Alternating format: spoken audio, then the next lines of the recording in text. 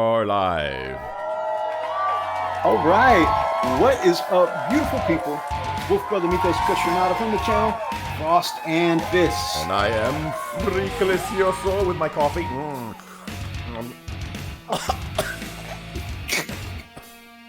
And we have for you guys tonight an amazing guest and fellow YouTuber. Guys, please give it up for the Weather Pig model. G'day. So, my man, do me a favor, introduce yourself to the group and kind of give them a little bit of your background. Let them know who we're hanging out with tonight. My name's Callum. I am Australian-based Warhammer YouTuber. Started roughly about 12 months ago. Working with some AOS stuff, slowly getting back in 40k, and really trying to branch out to a bunch of diverse stuff. And at the moment, I'm just experimenting, painting, and just trying to have fun, really. That's awesome. That's awesome. Sounds We like got our some kind of guy. awesome people.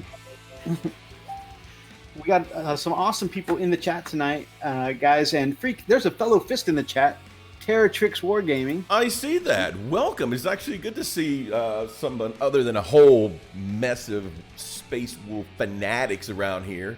So good to see that. Welcome. You a Space Wolf fanatic too? Hey, you shut your mouth. Yep.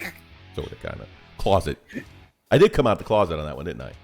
You certainly did. You Dadgummit. certainly did. Oh Don't God. forget. We've also got Fordorn. Inquisitor Zane in the chat, David or Dave Dog, and he says, "I hope everyone is going to be serious tonight." Oh man, Well, sir, you're in the wrong. You're in the wrong chat, brother. Sorry. we might be the expectations for us might be too high already. Yeah, I think so. Sorry, we failed When you I already. That's the work phone. Oh crap! Hey, Freak, talk to people. Check out the chat. All right. Talking to the chat happens all the freaking time. Why does this happen? Okay, here we go. All right, so Inquisitor Zane, who we always are, blah blah blah. Serious tonight, that never happens. Terratrix again, my man. Thanks for coming on. Thanks for definitely being a true son of Dorn. We love it. He's Inquisitor Zane, very loyal. very loyal indeed. Inquisitor Zane, wolves can go sit in the corner and crap on someone lose right. That's that. Now see that I'm okay with that, Zane. We're good with that. I'm okay with that. So yeah. So puppies can go take a crap right now. I take his comments as a challenge. A challenge to break all of my other records. Really? What records? We don't. Where's our moderator? Are we gonna need a moderator for that?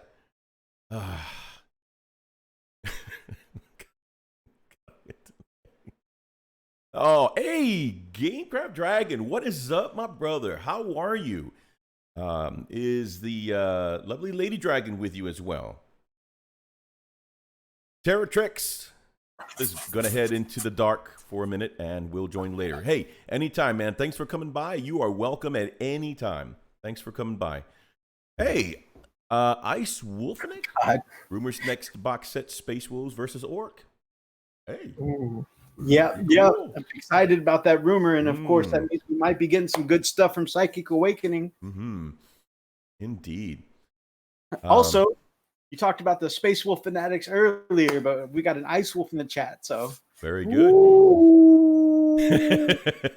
And there it is. She's over his shoulder until she has to lay down. Oh, she has to lay down. Okay, well, hey, welcome to the show, Lady Dragon, as well. You are always welcome here, and I'm sure Inquisitor Zane believes the same. Wolves got a win tonight. Congrats, Big D. Very nice. We got Gamecraft Dragon, so congrats, Big D. We've got, of course, Lady Dragon. Good to see you. Got Inquisitor Zane, and when I greeted our beautiful people here in the chat, said, "You really think we're beautiful?" And I absolutely do. He does believe that. He believes that wholeheartedly. Really. Even people that hit the ugly tree. So. Ice Wolf says, "My friend has orcs, and I, of course, have space wolves." And I got an awesome howl in the chat, too. And I got an awesome howl from Big D. I love doing it over at Freak's Place because I've got a very chill shepherd, but when I howl in front of his shepherd, man, she goes off. Half the neighborhood is awake after that. Yeah, she's just really. You have to get her stirred up. Really? I have to. It's required by Space Wolf Fenris. But then again, Mythos has known her since she was barely weaned. You know, he's been Uncle Mythos to her for a long time. So, but what can you do? All right, guys, you guys know how we like to start off with. We always try to see what our hobby progress for the week is. And as our guest, my man, Weathered Pig, what have you been working on lately? These days, a lot of my hobby progress is based around the videos, which is a blessing and a curse. But I recently did my last Space Marine hero, which was the Black Templar, even more Imperial Fist love. Technically, my second Imperial Fist now. To be fair, I enjoyed the Blood Angel the most. That was really fun. But I had a lot of fun with both the fists. The Blood Angels looked phenomenal. Yeah, I had a lot of fun with that. Red and gold are a lot easier than black and white. So I've been painting up the Gundam that we spoke about at one point. I've been starting to work on that, brush painting that, which is a bit of a pain because I don't have an airbrush yet. And I've got on me, this is just the base. Oh, there it is. This is just the base, which, to be fair, it's a very elaborate base. Very for nice. I don't know if Deepkin. It's kind of like the centerpiece model. And I feel I can do the base off camera. People won't necessarily want to know how I did that. So I'm going to be honest with you. When I'm commenting on people's videos, that's like one of the number one things I always comment on is, that was cool. How did you do the base? Not that I'm calling you out or anything, but yeah, no. I've got to do some of it off camera. I'll be filming this for weeks. That's content? Question mark? They say we've got a couple guys in the chat says that was the base. Yeah, right. It used to be the base. It used to be the base. How lovely it was. All right, so that is some pretty awesome stuff. I have to say, I've been a huge Gundam fan ever since Gundam Wing as a lad. So I'm really looking forward to seeing your Gundam work. I've seen. I'm working on watching through it. A few things. I need to go back to the original, but it's definitely very different.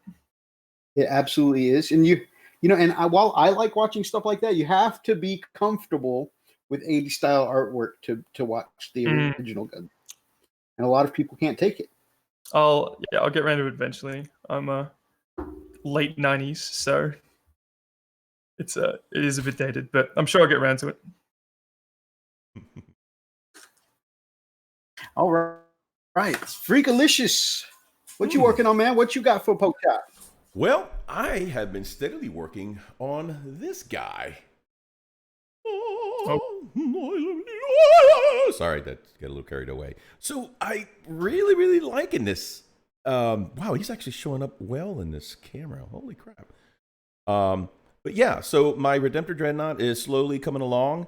Really loving the way he's turning out. Yeah, don't mind the sticky tack. I still haven't put him on there, so he's just got a little bubble butt or something.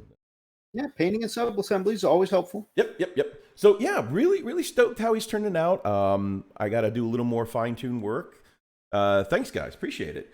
Yep, a little more fine-tuning. Got to do a little wash. Definitely going to do some edge highlighting to kind of catch a little of the edges there. I still have to do the weapon heat effect and a few other things. But yeah, I think he's turning out really nice, and I still have to do the decals. Oh, I'm going to put decals on this bad boy. I really like how that, and I'm still, again, that's the same one I've been working on that Brian at I submitted that, but you're welcome. I thought Brian did that. Didn't he send it to you? I tell you the same story on the chat every week. So Brian submitted the artist. Okay. And I grabbed whatever orky thing he wanted. And then I saw the that's what it was. Okay. I bet Freak would like this. Yeah, that's right. I remember now. So Brian was the one who submitted it. And so he was able to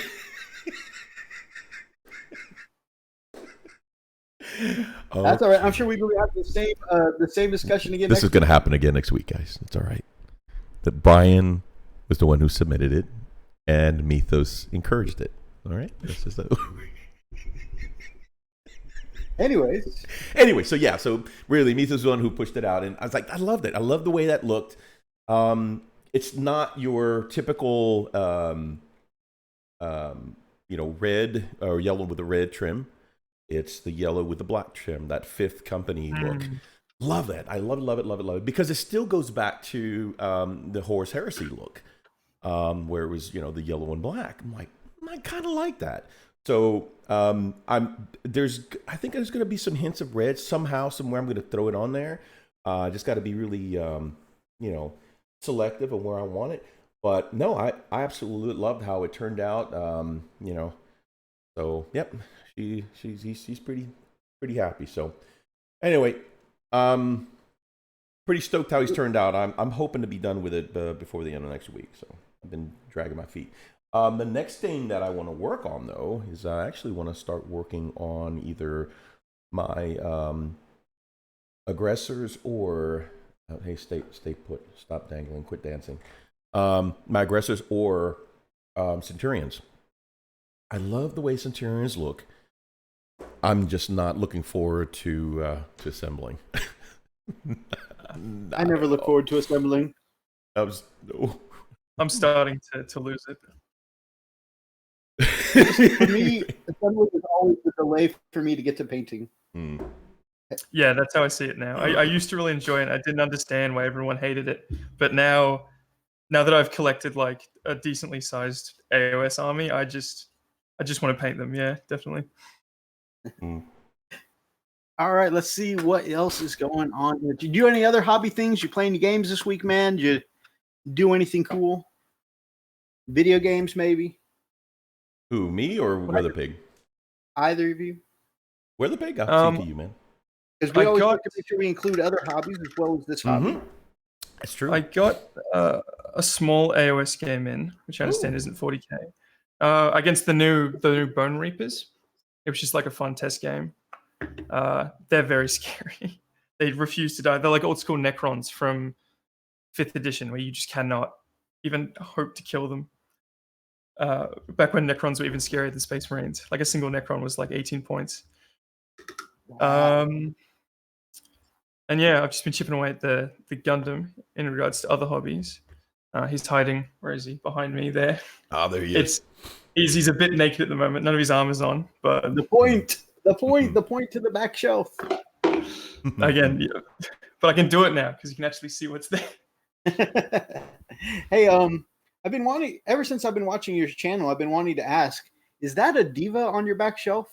Yeah, that is that one. That's awesome. So, are you an Overwatch fan? I haven't played in a few months, but I have a lot of Overwatch stuff. I'm looking at Tracer's right behind the microphone. Nice. I have a hood. I've got too much Overwatch stuff. I would like to say I am an Overwatch fan, but I also have not played in months. I think the skill set of the community just evolved past me. Like I was pretty good for a while, and then I just hit that point where I lose. I not only lose a game, but somehow like I end up on the team of typing monkeys, and I end up against the Korean national competitive team. Oh, every time. That's what it feels like. Right, and those are usually like about 5 years old. So. And then I not only lose, but I lose so hard that they end up ringing my doorbell, kicking me in the nads, and telling me how bad my mother is. So, like, that's how hard I lose at Overwatch. Yeah. And they're still 5 years old. Oh, man. So we've got some... Brother Atlas has joined the chat. This cycle's GM in our D&D game. This guy can DM a game, man. Holy crap. Yeah, he can. He can DM a game. Clean mic. Weatherpig, you got a question already? Weatherpig is, are you mainly Age of Sigmar? As of right now, yeah. 8th edition didn't tickle my fancy, so I hopped over to AOS because I never played fantasy, so it was all new to me. But I've been trying to get back into 40k, and I reckon I'm ready now because that's where I started, definitely. That's cool. I actually, and don't get me wrong, I have a lot of love for 7th edition because it's where I started, and I got to do some really cool things with my Space Wolves, like the Death Pack formation. However, I having only those 2 editions in my belt, I think I vastly prefer 8th edition over 7th myself. I tried to get into Horus Heresy, but the Warhammer community is pretty lacking where I am as is, so Horus Heresy just wasn't possible. That's why I've got all of these salamanders. But the plan is I've got like 50. Dave, Australia's off the table. Not moving to Australia. Warhammer community's too thin. I had to take out a spider the other day, which scared the crap out of me. Also, as common as you think. That's 2 strikes, babe. That's too much. The Mythos doesn't do spiders, man. Just the mention of spiders gives them the heebie. I'm like that with bees. I hate bees. But you've got to get used to spiders. Don't look on our back No. porch. No, we don't. No, we don't. Yeah, you do. No. All the spiders in Australia can kill you. Yes. There are so many that can kill you here. But Australia's worse. Not here. I mean, if you step on a spider here, Lily, I mean, you might get bitten. You're like, oh, look, I have a little welt. Oh, that's sore. A little spider over there, I'm dead. Instant death. The black widows Like- and the brown recluses here. Yeah, but you got to go look for those. You just walk outside. Oh, what a beautiful day. Oh, God, I'm dead. We have super black widows. See, super black. Not just regular black widows. Yeah, the super Red black. backs. Yeah, I mean, the ones that actually create Spider-Man. Those are the ones that are there. Don't mess with that. You Wait. can't. Wait, no, that actually telling me I might get Spider-Man powers might entice me to go. Well, I mean, you're rolling dice here, so you might roll ones, meet those. See, Zane is being threatened with the frost axe. Are you guys painting or eating noodles? I don't know about food. I'm painting, but I'm also eating paint, so that there might be some. Bane is pulling out a girthy magic rod of destruction. Oh God! I wonder if he pulled out his mage's his wizard. Robot. Territrix says, "Love the use of yellow and black and metals." Yeah, absolutely. It's one of the things that makes your Redemptor look great for you. And Thank you very much, man. I don't know if we have the image around, but he's basing it off of something we caught on Instagram, and it just looks phenomenal. I think I can pull it up. So. Territrix just finished off his Dread recently. Actually, I don't know if we're subscribed to Territrix, but we about to be. Yep, it's gonna happen. It's fitting to happen. Love the look of the 5th company, but got to go with my 2nd company. Freak, what's the 2nd company look like? I believe that's the yellow and red. Okay. That is that is yellow and red. What the? Come on, where is it? Assembling is the best. Kit bashing is born out of it. Assembling is a necessary evil. It's kind of like the bane in my existence right now. It's just been a pain in my butt lately. Google Huntsman spider. No, I've seen the spider the size of people's living room clocks. I'm pretty sure huntsmen are harmless. You die. Yeah, well, not harmless. They can't kill you. Just a fact that says huntman. Yeah, that's a big no. I know that they're not poisonous or anything, and that they're technically harmless. But just the size of them terrifies the crap out of me. Like, not just a little bit, like terrified. Like, I peed a little bit when I Googled that. I've heard stories from a friend from Hong Kong that you do not want to hear. Then they've got some crazy. Wait, no, stuff. go ahead, 'cause they fascinate me as well as terrify me. What's the story? I believe are they banana spiders that can eat birds? Yeah. Oh yeah, I think. I remember seeing that. That's just not right. I have a banana spider story too, but go ahead. I've just heard stories of running into banana spiders, and I just can't. As an Australian, even that gets to me. I wouldn't enjoy that whatsoever. Yeah. So my donor is in the U.S. Army, and they went over for, at the time it was Desert Shield before Desert Storm came across to the desert. And when he came back, apparently, and my donor is not the greatest of human beings, but something his company did to amuse themselves was once in a while, when they wouldn't have action for long enough and they were stopped in one spot, they would sometimes build pits and stick deadly things from the desert into the pit and make them fight it out.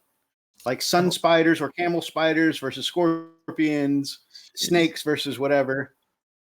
And so there was definitely a lot of camel spider stories and sun spider stories out of that terrified me. But the most terrifying to me was one where he and his group caused a minor international incident where they were on an oasis, and apparently, like, the rules on an oasis are very delicate, right? It's a peace zone. Like don't pee in the water, stuff like that. And while his unit was taking a break there during one of their patrols, one of the idiots from his company, so I felt like it might have been him. But anyways, one of the idiots from his company apparently said, "Hey, I didn't know that these trees grew bananas," and saw little stubby baby bananas and went to reach for one of them, and two of the bananas pulled aside, and there were eyes there, and it did that spider hiss, and apparently this idiot pulled out a sidearm and fired in a no-fire zone. Oh, God. That would have been me. Yay, drama. You know what? Yeah, you can call him an idiot all you want, but that would have been me. I would have been just unloading like all my rounds into it. No. Yep. Court martial. Yep. That's me. This guy. Just get me back home. Yep. I'll go to jail. I'm okay with it. The second company, Terrorchick says, is, if he's correct, it's Lysander's company. Yes, it is. And as a matter of fact, that's where Lysander and Torgaradon couldn't get along. So right. Yep. So here is here's a pic of what I'm modeling it after. I found it. This is the one that we were talking about that Brian submitted to us. So just kidding. Mythos did. So this is pretty much what I wanted. I fell in love with this particular, if it would freaking load. There it is. Okay. You seen it, Mythos? Mm-hmm. Okay. I was. Now it's loading again. Yeah, I know. Okay, that should be up now. You can see the same thing, right? It's got instead of the yellow, and I've seen way too many Redemptor Dreadnoughts where it's just complete yellow. I love how the black just breaks it down, and it just reminds me of the Super B, right? Of Mopar. I'm a Mopar fan, so I'm just saying. Anyway, so I think after you're done with this thought, leave it on this picture for a second, because I want to ask you a question. Okay, go ahead. No, go ahead. Finish your thought. Well, no, I just didn't want you to click off. No, I'm not going to click off. I've got several picks, but anyway, so this is kind of what I was looking for, and yeah, the majority of my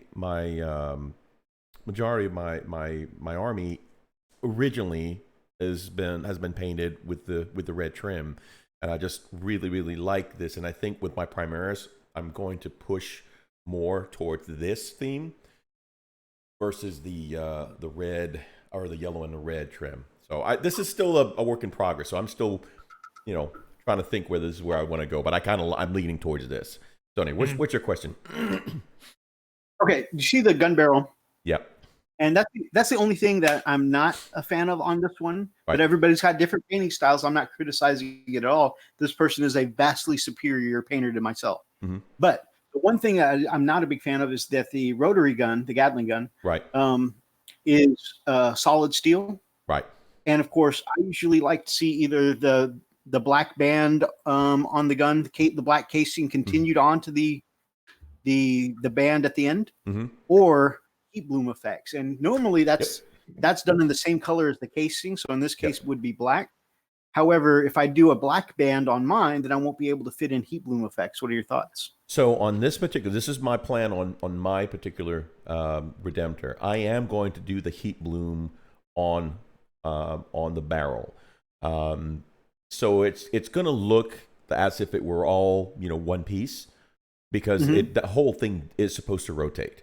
That's just the way it is. There's nothing really holding it except for what's inside towards the actual gearbox. The gearbox is what rotates the whole thing. So if that's going to happen, I got to have that edge, just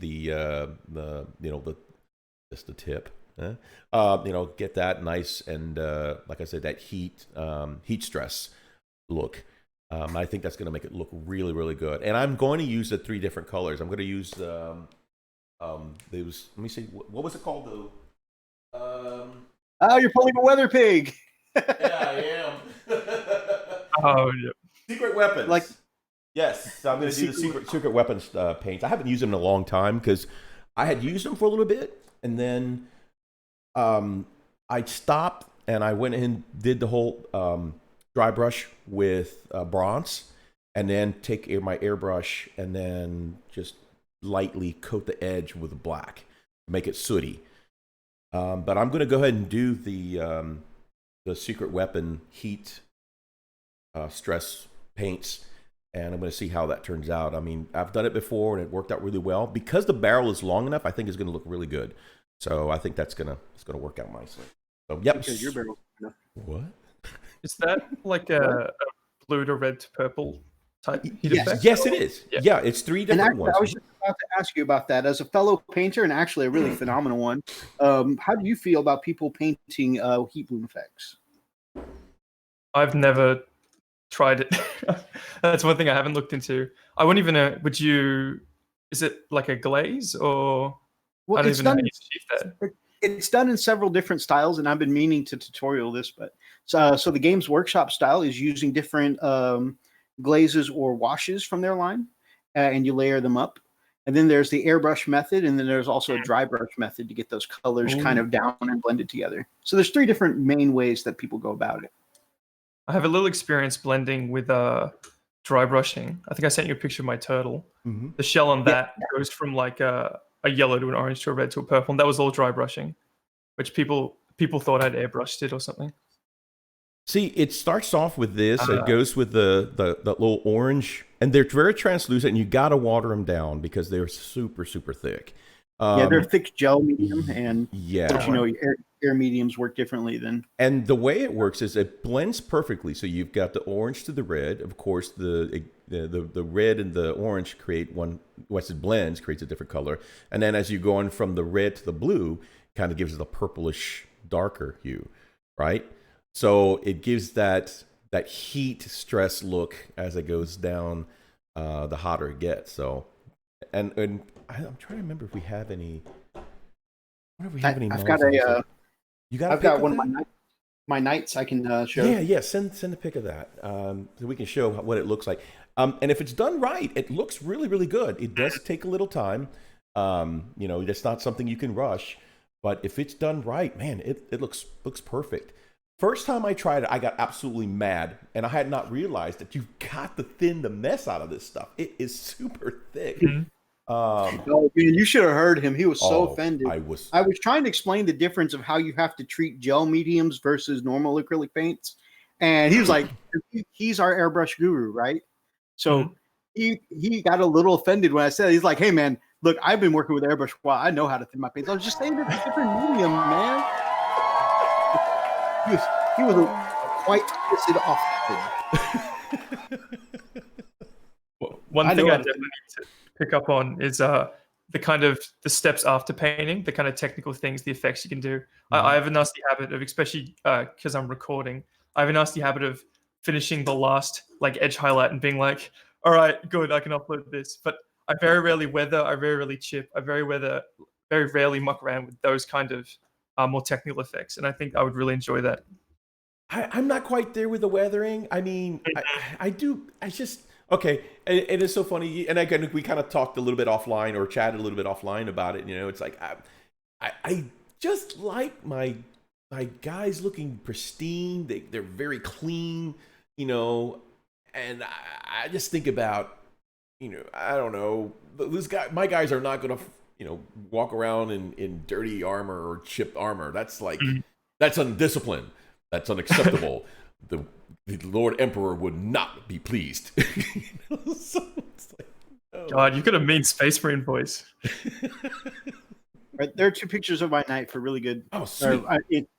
Some of my favorite that I've done on the Bloom effect. Okay, did you send it to? Okay, hang on a second there. Let me. Nope, I sent it to Darby for some reason. Why? By the way, good evening, Fire Breathing Duck. He's in the chat, so we're it's kind of funny that I just so professional here. Oh my All right. God, what did I do here? Come on, let's see. We are like 20 pages behind in comments real quick, so I'm just going to Go ahead. Yep. Do it, bro. I did see Inquisitor Zane's question, which was, do I give him consent to make a knockoff version of the Weather Pig called Rain Bacon, where I paint much worse and have a 3D printed R34 Diva on the shelf behind me? And I would actually love that. That would be awesome. You've got to have everything's got to be out of focus. You've got to point at things that are out of focus. It's of no use to the audience whatsoever. Oh my God, that's funny. You've got to complain about metallic paints every video. What else do I do? Oh my God. Yes, Ice Wolf is a boy, apparently, a normal one. Sorry for assuming your state of being. Anyone chatting to Necromunda, you can't get cards for it anymore. Apparently, they had a similar debacle as the Sisters pre-order, which we'll talk about later. Brother Atlas says, everything I do is cool. If not, then I make it cool. He is pretty cool. Terratrix says, so Tau, I mean. Those Tau. Let's see. Gamecraft Dragon says, I apologize for not having much stuff on Instagram lately. Busy with IRL stuff. Man, that happens this time of year. Holidays come up and we all get hella busy. So you don't have to explain to us, man. You're preaching to the choir. Big D says, tarantulas are tasty, though. I've heard that they taste like crab meat.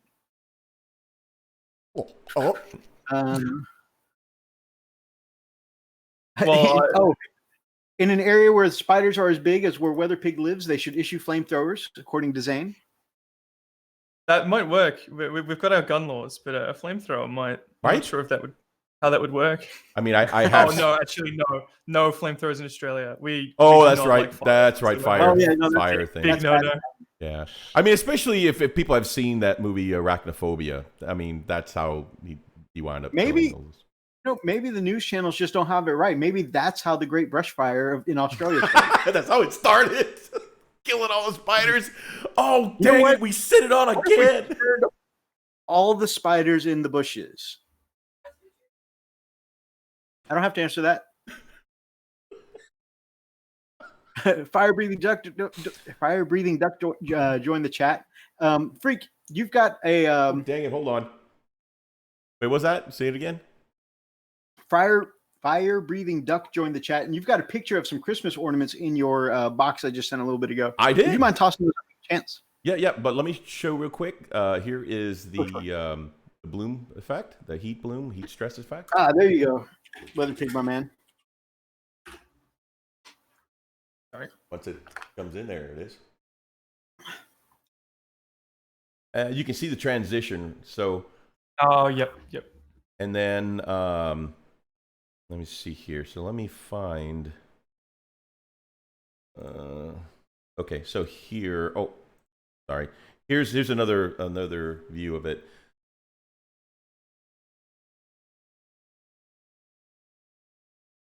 Come on. Change it more. If you guys haven't seen my Imperial Night showcase, I really love how the heat bloom effects came out there. Yep. And now we go to ornaments. All right, talk to me about these ornaments, man. Ooh, those are not from. That is not the Knight from Ben Ellis. I have that one on the shelf behind me. Next time we're up on the screen, I'll show it to you. So this is really cool. Oh, wow. So tomorrow, Fire Breathing Duck's going to a tournament, and he does a lot of times when he and his team go to events, they take gifts for the teams they're playing against. Wow. And some of their other friends and stuff like that. So the gift at this event is that they personalized 40K Christmas ornaments for the trees of their friends at these events. How about that? That is so cool. That is so cool. I mean, these are great. There's only one problem. Is that my wolves are missing some representation. No, that's true. I know there is a total lack of wolves there. I'm just playing. No, they look phenomenal. And I see some real, I think every chapter icon here, or not just chapter, but every army icon here. Oh, I think I see it. That's probably in the wastebasket on the far right-hand corner. I think it's over there. Huh? What? Nothing. Go ahead. So, anyways, really, really phenomenal work. And I want to take a moment to brag about Fire Breathing Duck because, like I said, this isn't just this event. This is like every event they go to, whether they're the ones running it or not. There's always some gift, some way to enhance the fun of people that they play with at these events. And I really love that idea because, I mean, I've been to 3 or 4 tournaments now, and I had a good time 1 or 2 of those times, but most of the time when I go to these events, I just get punched in the dick. And it's not good times when you're like, man, I gave up my whole Saturday and spent like 9 hours here, and all I did was get to play War Convocation 3 times and a Tau gun line 1 time, and I got punched so many times. So, yeah, that is for me. That started draining the fun out of these events. Is that just felt like ramming my head into a wall. But these guys go out of their way to make sure that the other teams feel some kind of fun while they're there hanging out. So I just think that's incredible. What's really that's neat hobby is heroic it's really cool. Yeah, that they actually bring it to the very people that they're playing against. It's like it's a really good way to meld the community. It's like, hey, yeah, I know we're being competitive. I know we're going to really try to kill ourselves on the table, but this is letting you know, like, hey, there's camaraderie here. We have a common, a common element, which is Warhammer, which is the game. And this is a really amazing idea. Hey, my hat's off to him, man. That's awesome. Definitely. I got Brother Brian in the chat. Atomic Dog Scale Model Freak says, hey guys. Brian. Good to see you. I was not eating a taco. I was driving. God. Can't take him anywhere. Freaking Brian. Man, he was blowing up my chat. It's like, dude, I'm freaking driving here. Put the taco down. It wasn't a taco. So Big D says when he was in the Army that they did toss a bunch of spiders on tarantulas onto the fire pit, and they really do taste like crabs. It's pretty cool. Dave says there's a dreadnought that broke in. Oh, the dreadnought you were showing off, Freak, says that's the dreadnought that broke into a Victorian mental asylum with checkered floor tiles. That's oddly specific, but that does kind of capture the aesthetic in that scene.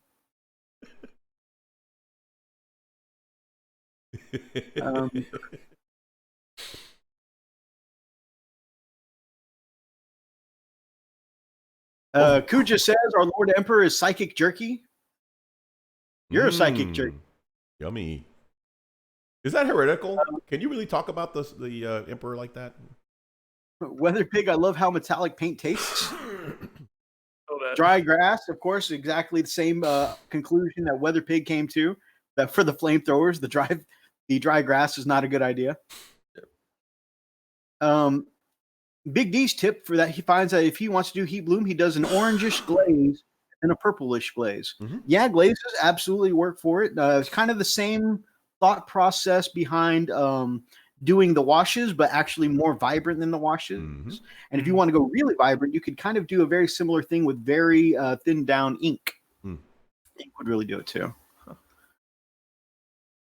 Did you edge highlight or dry brush over the top of that effect? Or is that just how it finished on the model? Because the edges were still very apparent, even though you had what happened is I did a dry brush highlight on the metallic of the gun barrel itself before I put the glazes over. And because the glazes are very translucent, you can kind of still see the edges that way. Yeah, that makes sense. It's funny. It's a very technical question. I feel smirked. You beat my coin. Yay. I've actually started doing some different heat effects. I first started doing on the exhaust pipes on the on the Land Raiders and on the Rhinos and all that, and including the dreadnoughts. And what I did was, of course, I painted the metallic, the silver metallic, like gunmetal or whatever, and then I'd actually dry brush it with the bronze, or even Gainus gold. Which it gave it a dark, kind of like a darker gold. It wasn't really that bright gold. And then I would take a dry brush and I would dry brush black, and it would actually darken it and make it really sooty. So it kind of looked like, you can see it went from metal to the metal actually changing the discoloration, which is why I don't want it. And then the black sooty, of course, that was like, okay, yeah, this is where the smoke comes out. It's gonna be nasty. Kill the ozone. That's nasty. Ex-Gear Commander, good to see you, buddy. And let's see. Tommy Dog Scale Model Freak says he'll be back later on. He forgot it's his father-in-law's birthday. Oops. As if coming to our show doesn't get you mad in trouble enough with your wife. Yeah, I know. Definitely go, my friend. Go. You should Be safe. Should take us with you. Just have it on your phone. Keep it on. Don't do that. Don't do that. Don't let us get us. Don't let us get you in trouble with the in-laws too. I mean, you're already in trouble with the wife. Every time we put the sexy music and the clapping, it just. Fire Breathing Duck says, "Thank you so much. I just made the symbols for the people coming to our event. We need more Space Wolf and Eldari players. Join our next ones." Wow, dude, that's just so cool. Gosh, it really is. Man, no, we can't just nuke Australia, Zane. We've got good people like Weatherpig that live in Australia. What the hell? We've tried.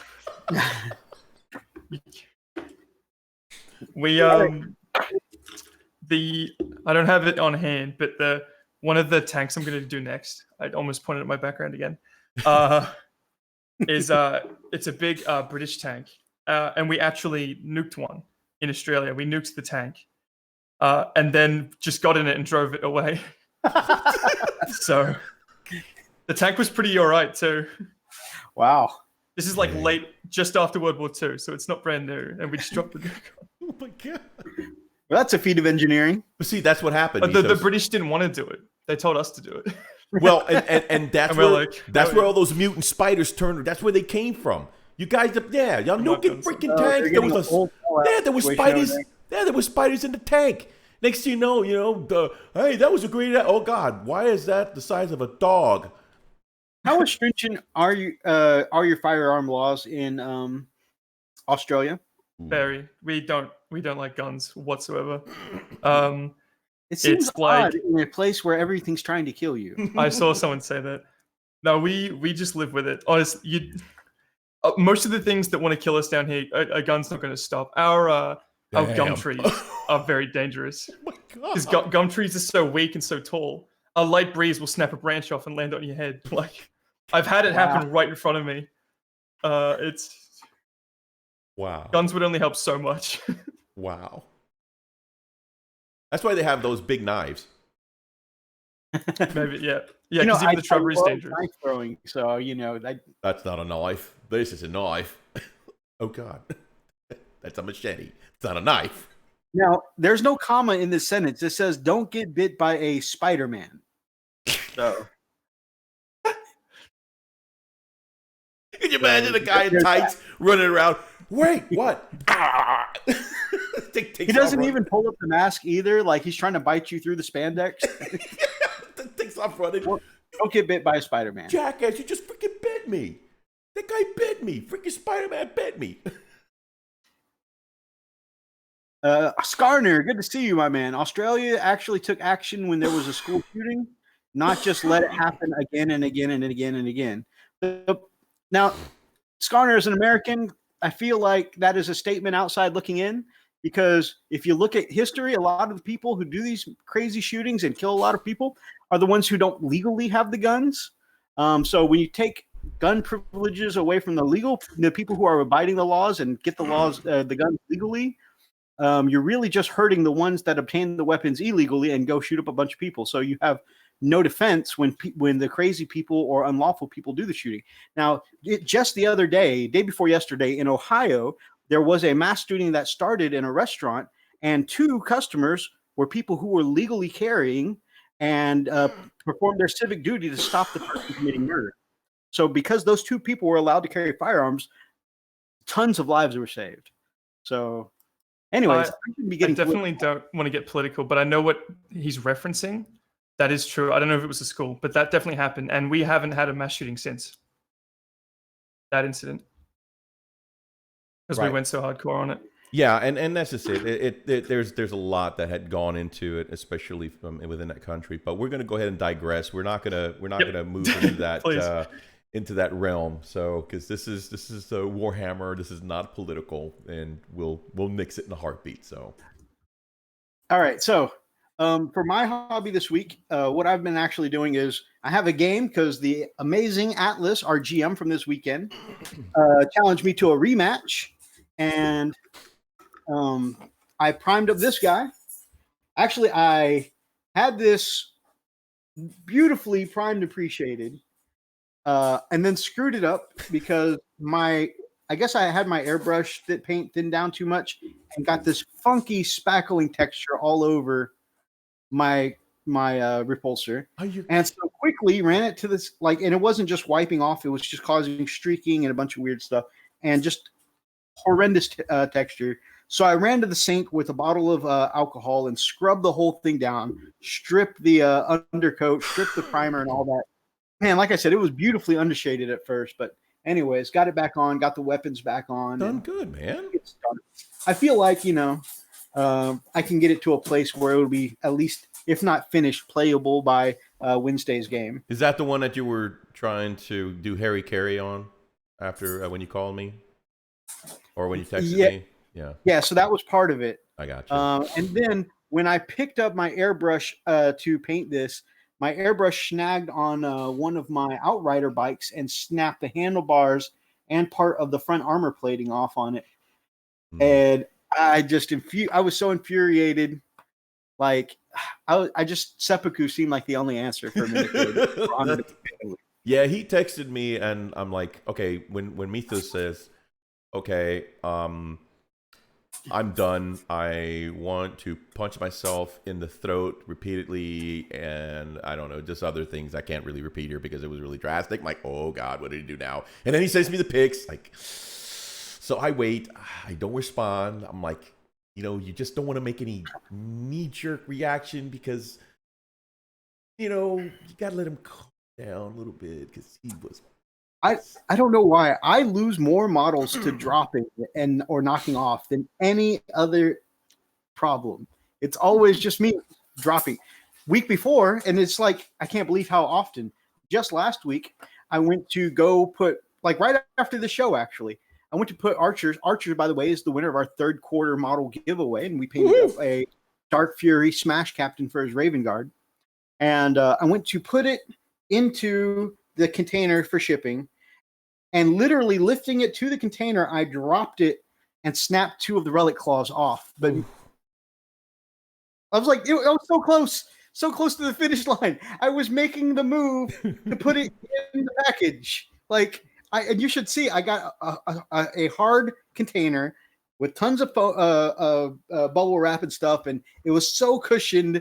If I could just make it to the cushioned container across the finish line. It was a little garlic jar container, but I figured it'd be rigid enough that if a mailman stepped on it, it wouldn't go awry.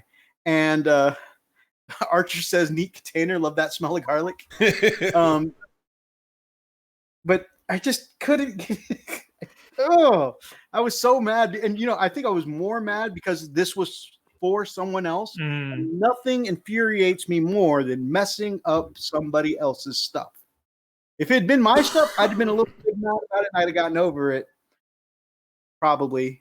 Let's not use the other night as reference. But the fact that it was somebody else's, I was in a huge just fury. But thankfully, I did a little pinning, a little gluing, and managed to get it solid, the claws back together. But man, oh man, it was rough. Actually, no, the pin didn't even fit. I had to use the super glue baking soda trick. So, oof. Yeah. So anyway, so then after dropping that model and breaking it, and then dropping one of my own Outrider bikes, so furious. I get so, and it's funny because I get mad about other things, but for some reason my own screw make me mad the most. But actually, so once I cooled off and woke up the next day, actually the super glue and baking soda trick, it's such a thin edge here, but the super glue and baking soda trick actually worked and made that pretty stable too. And then for the broken handlebars, I just cut out the connection point between the handlebars and the bike and replaced both of those connection points with paperclip pins, and it seems to be holding pretty well. So, Big D, yes, I did send your package. It says it'll arrive either Tuesday or Wednesday. I really hope that it gets there on Tuesday so that on my birthday during your live show, you can unbox it. But it says Tuesday or Wednesday is its estimated date. But yeah, I really, really, really, really, really can't wait to see you open that. Like, Glee. Yeah. so That I'm is pretty stoked. cool. The other thing I'm working on is I have 7 bikes here, 6 Outriders, and 1 Death Watch bike. And so what happened is that, and everything's kind of primed white, a little bit of the, I did all the white airbrushing actually. So I did my base coat of Gray Seer Gray, Space Wolves Gray contrast for all my shading, and then on the top center areas, a very, very thin down white scar white. And when the white scar blends in with the Gray Seer Gray and the, because it's really, really translucently thinned,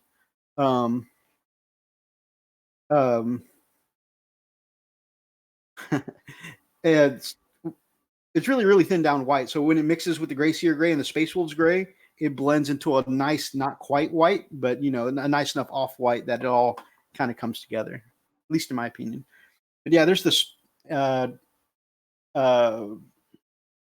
Watch bike that I'm doing, and I don't know what I'm going to do with, because I thought I was going to make this my apothecary, but the apothecary arm is left-handed, and the handlebars come with a left hand on top of it. So I might make that my Sword of Terra Smash Captain. Teeth of Terror Smash Captain. Are your other bikes there the Forge World ones? Which ones? The main bikes you had, like the actual squad ones. Are they the Forge World? Yep, they are the Forge World ones. Yep, I thought so. I just like the way they look better than Space Marine bikes. I have probably spent too much using Forge World bikes as my main bikes, but the aesthetics got to stay there, Mm-hmm. No, I agree. I actually like that aesthetic so much. I had Richard convert for me from the Nerd Life. He's converted up 3 Forge World assault attack bikes too, so that way my attack bikes can all have the same aesthetic. I can't wait to see those, man. It's gonna be cool. I still like the original ones, mainly because they look like they look like Harleys. So I'm really partial to them. And you know what? I think that's going to be a great thing that separates our different styles for our armies. We'll have bikes that look one way and my way.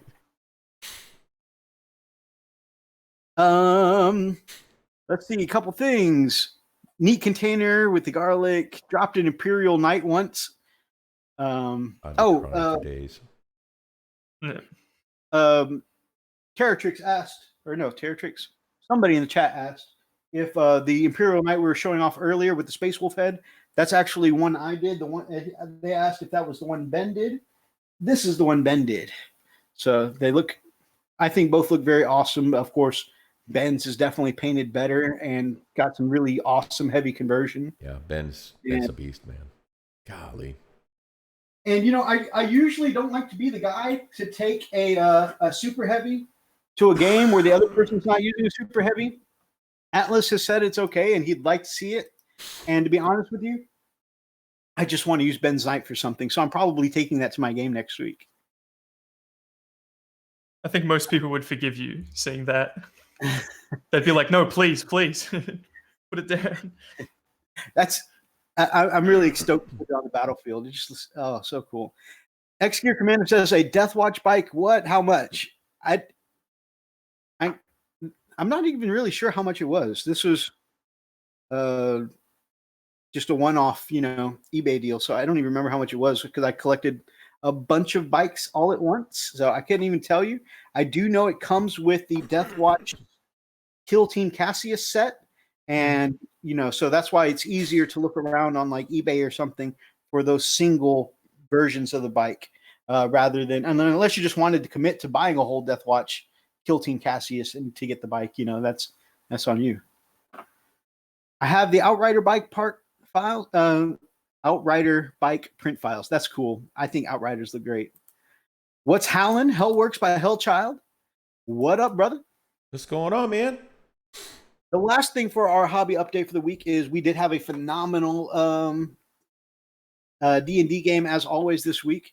This week it was mostly it was the beginning of an adventure, right? We wrapped up the arc in Darklight Dreamers game last time, so this time it was kind of opening an arc in Atlas's game this time, and we got a couple new players, including Richard from the Nerd Life, and it was kind of cool. We kind of feeling each other out in the team, you know, seeing what's different, what's new, and it was also kind of starting up the new story and scenario, investigating. There was a lot of splitting up so we could investigate because that's how Scooby-Doo. And yeah, it was kind of neat. We were all gathering different kind of information and stuff. Let's split up, gang. Death ensues. I was read last night. It was getting on. It was getting on Freak's nerve. Oh, Hell Works by Hellchild says Puppets War is being a putz. So, you know, if anyone, you know, that happens to know Puppets War or is part of Puppets War happens to be listening, that 0.000001 chance listening, you know, use a little brush up on the customer service department. My man Hellchild here has been trying to get into his account for 2 weeks now, keeps telling him his password's not right and is having trouble with customer service. Not good. Yeah, so hopefully, and Puppets will make some great conversion bits. So, and he's wanting to convert up his Black Wolf. So, one of his characters he does every edition. So, we definitely want to see, you know, we'd like to see some resolution on that, so that way my man can get his game on.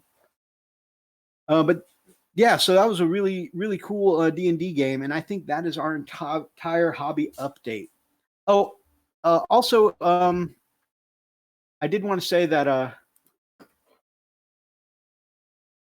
This past week, I finally beat the storyline for Final Fantasy XIV, which was incredible. Really enjoyed that.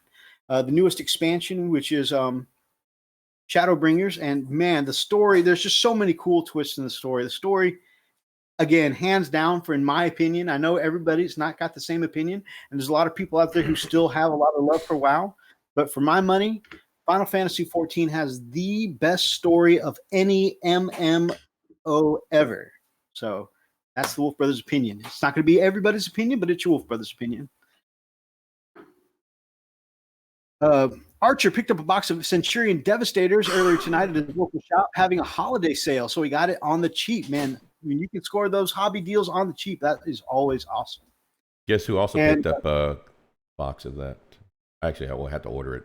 So I just sent my Centurions off to Richard so he can build them for me. Yeah. Because I don't want to. I looked at all the parts and I'm like, this looks intimidating, and I don't want to deal with it. So. Yeah. I don't think I build almost anything myself these days except bikes now. Bikes are the only thing I'm willing to build myself. They're resin. Hmm? They'd be half resin, those bikes, wouldn't they? Yeah, they're half plastic, half resin. It's a weird kit being half plastic, half resin. But I've got a couple. They're weird. That's cool. What you using your Outriders for? Oh, sorry. No, I've got half resin kits. I don't have any. I wouldn't mind getting some bikes, but I've got the old school Rhinos and Land Raiders for my old Horus Heresy Legion. I really like the old Land Raiders, not the Phobos pattern ones, not the Proteus. They look kind of funny. Yeah, that's cool. I've been making the same mistake this whole time. I've gone to a habit of thinning with acrylic thinner. I don't know if it actually helps as opposed to water with Citadel paints. I feel like it does, but it might be placebo. And I keep getting paint out of the pot with the brush I want to use the thinner on, so I need to put the paint on the palette, then wash the brush, which is wasting paint, and then get the thinner. I haven't done it the right way once this whole time. I do that a lot myself, actually, so I definitely feel your pain. Like, no, don't put the paint into the medium. Stop that. Can I ban a moderator? I wanted them because they beat ass on the battlefield. Yes, Centurions are back with a vengeance this edition, so that's pretty awesome. Next Tuesday is your Wolf Brothers' birthday, so I'm really stoked that the next day I'll be getting in a game, and I try and always work out one or more 40K games on my birthday, so that's kind of cool. They're trying to punish Zane for some reason. Why are they ganging up on him right now? What did he say? Because Zane asked if the moderator Archer could be banned. He can ban himself? How does that work? Retaliation is bad. Okay. Okay. All right. Shall we go on to hobby of the art of the week, brother? Actually, before we go on to let's do some art of the week because we want to start with our illustrious guest. Okay. All right. Let's put it in here. Nope. That's not what I want. Okay. Well, we're way over here. Yeah, you spammed me good. Oh, man. So many. Interesting water versus matte medium, the difference in terms of end result. For me, it's all about texture. So if I want my paint to be a little more see-through, like I'm trying to create more of a glaze, I tend to use medium more. But if I just want the texture of the paint to be thinner and I want to work in thinner layers, then I tend to use the just water. But I tend to, like I said, if I want a color to stretch over another color, I want a little more see-through, then 100% I'm going to use the medium. I picked up the Citadel medium the other day. Sorry, you just saw Zane got banned. I just noticed Zane came out with Inquisitor 2, his second account. He's like, come on, man, quit.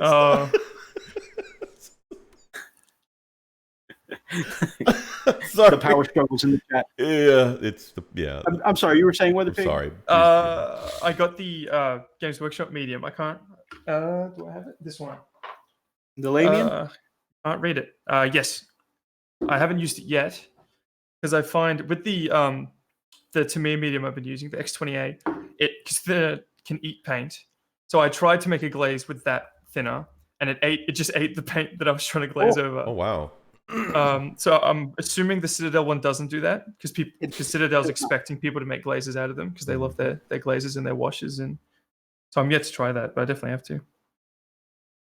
I mean, let me know how that goes because I'm interested to see. And I've seen that, from just watching your painting channel for a while. By the way, if you're not yet subscribed to Weather Pig, go check out his channel right now.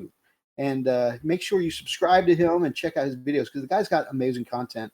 And he is definitely one of the coolest, friendliest hobby personalities that we've got here on the YouTubes in our hobby. I'm saying. But anyways, I was checking out your awesome channel. Hang on, I'm seeing some slowdowns here. Hold on. I don't know why. All of a sudden, we're just. Are you guys noticing anything in the chat? Okay, it just picked up now. Oh, it's okay. Buffering again. Yeah, it's going in and out now. I don't know what the heck's going on. All right, give it a second to catch up. Well, give us just a second, guys, to let this buffer and smooth out here. Come on, you know you want to. This is how you know we're so pro. Right? Yep. It's Dead Space. Yep. It's channels. Going out. So actually, we can just help with that here. Yeah. I know the stream is definitely tripping out, guys. Just bear with us just a second. Put a little music in the background to kind of help with this. All right. Let me just give it a check here. Yeah, it's freaking YouTube, man. What the heck? Are you sure? Because we're streaming fine. Meaning because we can hear each other, we can see each other just fine. We have no problems here. Before we were having our problems with Chief Live Gaming, remember?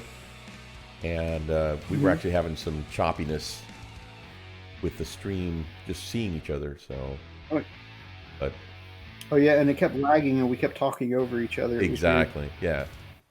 So, all right. I think it's fixing itself here. Damn it! It's really struggling. I don't know why. Wouldn't be our show without some technical difficulties. Always. Let me refresh this real quick. Damn it, I shouldn't have been talking smack. Come on. Yeah, video output low. Not sure why. Come on. Seems to be getting better. It Seems to be what? Yeah, it's a little better. We'll see if it stays that way and if it corrects itself. Still on the red, so let me...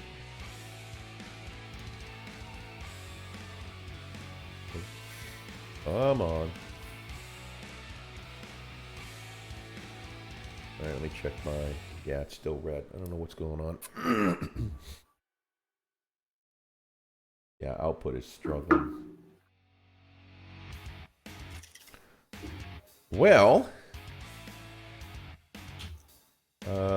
maybe...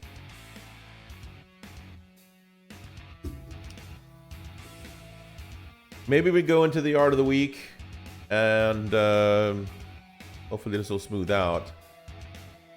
Okay.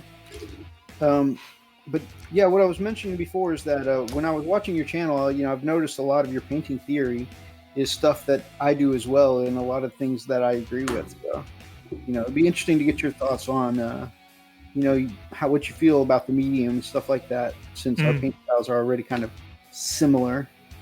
Maybe not the end result, but as far as the theory goes. Because I get a lot of, not a lot is the wrong word, but I get a bit of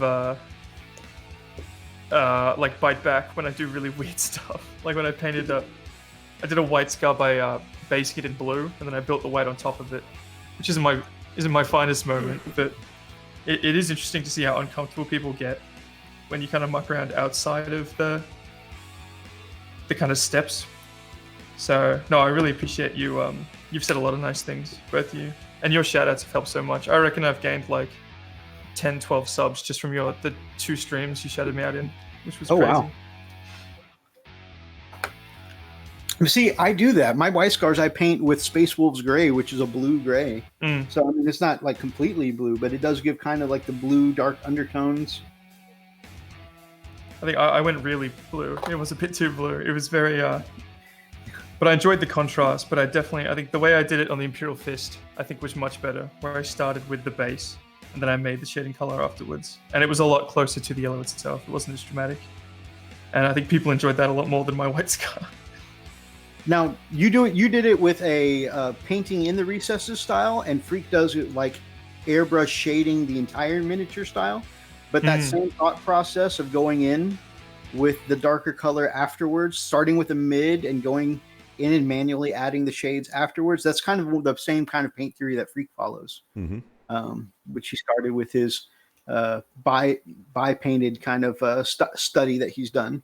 When he went and studied with by painted on a monastery on top of a mountain.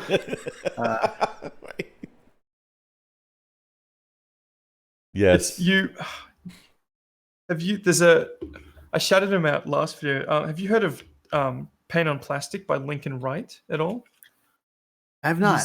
He's more into he's more Gundam and mech stuff, but he's an Australian guy, but he studied in Japan like under a sensei, and it's very like, you joke about how like this like what's the word, very elaborate training, but he actually did that. He was taught like the mentality, and they worked every day under his like master, and it's really interesting. I can't believe. Okay, that's cool. It's such a surreal idea, but it's so cool at the same time. It is. He's crazy. No, I don't care who. Yeah, that is straight up cool. That would be. I mean, what would you call him? Sensei, master, daddy? I don't know. He did. But that's their culture for anything that you consider an art, right? If you think about the way they cook, you're not even allowed to touch sushi as a cook until you study with the master, True. And you have to study. A lot of times they require that you study them with years before you get to touch the fish, right? And you got a weirdo like me that makes sushi, and next you know, you get salmonella. That's the way it works. Right. I don't think that actually happened, right? That's a joke, right? No, that never happened because you ate my sushi. Wait. Well, I was about to say, I know the batches you've made every time I've come over have been good. No, they were amazing. No, I did pretty good. I mean, I never flash froze my fish, but you know, I definitely made sure that came out the freezer. It worked out. It worked out. My Yeah, stream looks fine now.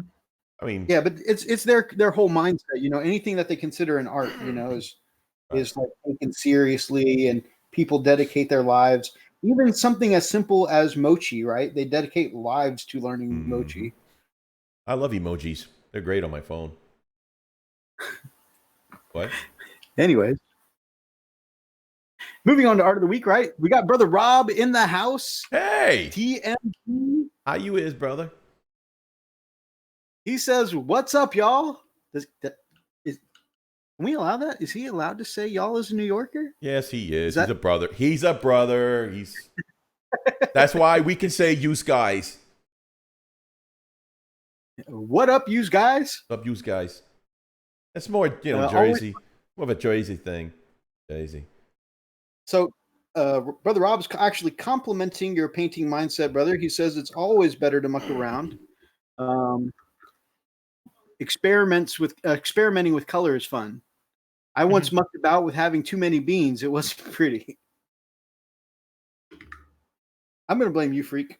I'm just going to blame you for that one. You do that. You go right ahead. Okay, No, that's I've pretty definitely been enjoying just mucking around and having fun with it. I think if I was stuck, I don't know. I feel like I'm progressing a lot faster than I would be if I wasn't mucking around. And you know, the mistakes kind of have to be made at some point. Yeah, learn by doing, right? Yeah, you gotta have fun with it, man. You know what I mean? So, all right. Art of the week. Are we ready, or are we going to catch up with the chat? Nope. We ready. I'm mostly caught up.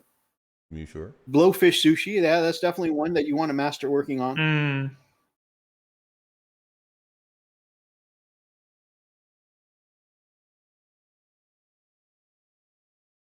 All right, here we go. So the first art of the week. All right, that's this right here, and it's this guy saying, "Hey, we've got art of the week. You know what? Let's just make it right. Do me a favor, Callum. Say, and now for the art of the week, because it's going to look like it's coming from your face. So I say it. And now for the art of the week. See, that's so freaking cool. And then all of a sudden, the art of the week just suddenly pops, just like that. Oh, come on, load. There it is. Okay, sorry about that. Sorry, man. You never know. Oh, I'm really far behind. That explains a lot. All right, so. Oh, hey, I'm actually really behind too. There we go. Yeah, it must have been during the lag. It is, yeah. It's just the buffering is just. Okay, so this is from Spect, and some really awesome stuff like the flames coming off the iron halo here. That's just badass. Okay, tell us a little bit about that. Anybody? He does everything on a budget. It's insane what Spec can do without, you know, obscenely expensive products. From what I understand, the flames are just glue from a hot glue gun, like a $10 hot glue gun, and he does all of that with it. Sometimes he uses wires to prop them up and make candles, and that's cool. I don't know how he does it. So what if you're you guys saying go check out the channel Spec. If you guys go check out the channel Spec, he's actually got some great tutorials for this on how he uses glue to make all these effects. Really cool. So you're just saying that we might be looking at miniatures that were probably formed with probably a stick of gum. He's like the MacGyver of, 40K. It is. It's crazy. Pretty freaking awesome. They look great. All right, next one. They do. Dominatus Ordinatus. That is so cool. I mean, just the fact that they did a great job with the flames, man. I think he batch makes the candles. He just makes them in a huge batch and then just glues them on everything and paints them up. Oh wow, that's so cool. You said there was a particular way he did the yes. the seals. I'm going to get the exact message up to double check I'm doing him right. The foil? He said these are the Sons of the Phoenix. The chaplain we saw earlier is the High Chaplain. They're an Imperial Fist successor. And I created the Purity Seals from foil. Yeah. Nice. I really like the flame so from the impressive. flamer. Look at that. That just looks like just a little bit of, like he just used it. And that is so cool. Yeah, it definitely looks like an actual pilot light. Yeah, that is so neat. Oh, yeah. Like if you guys ever watch movies with like aliens that have a flamer, you know, how they've always got the little light going on underneath, you know, before they actually pull the trigger. So cool. Okay. And I just noticed he's got the big Custodes bit on top of it. Yeah, Which I think adds a lot, as simple as it is. it really does. All right, so tell us about this one.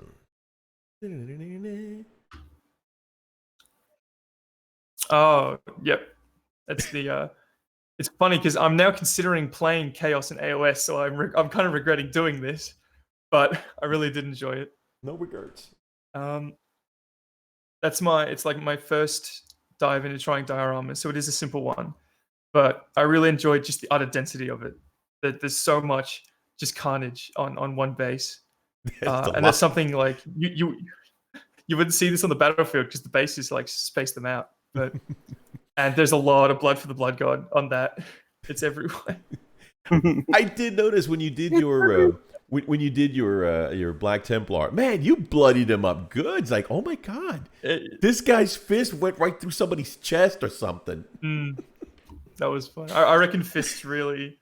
You got to make him a little angrier. You can't have a calm Black Templar. It's true. All right. So does this one look zealot enough? Not yet. Make him angrier. Make him angrier. Does this one look zealot enough? Not yet. Make him angrier.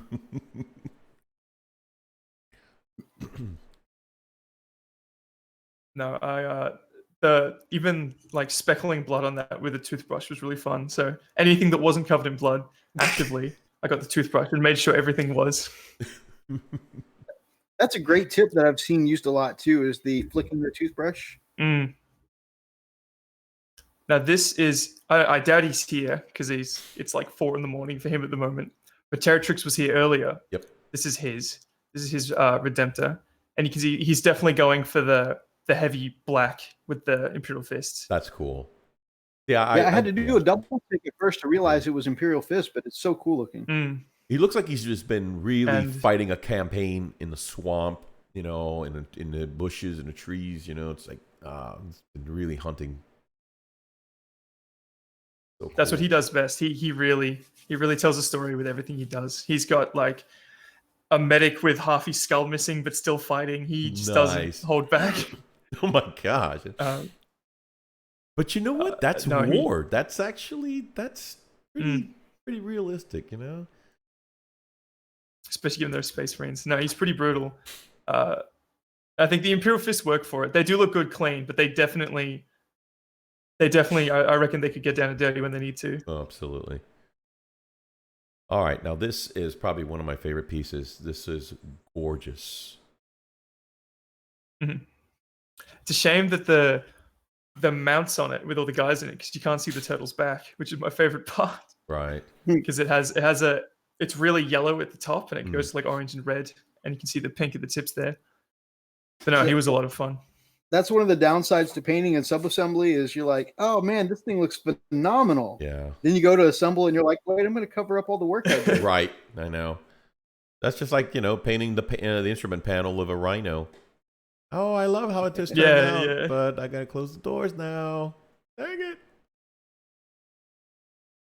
Okay.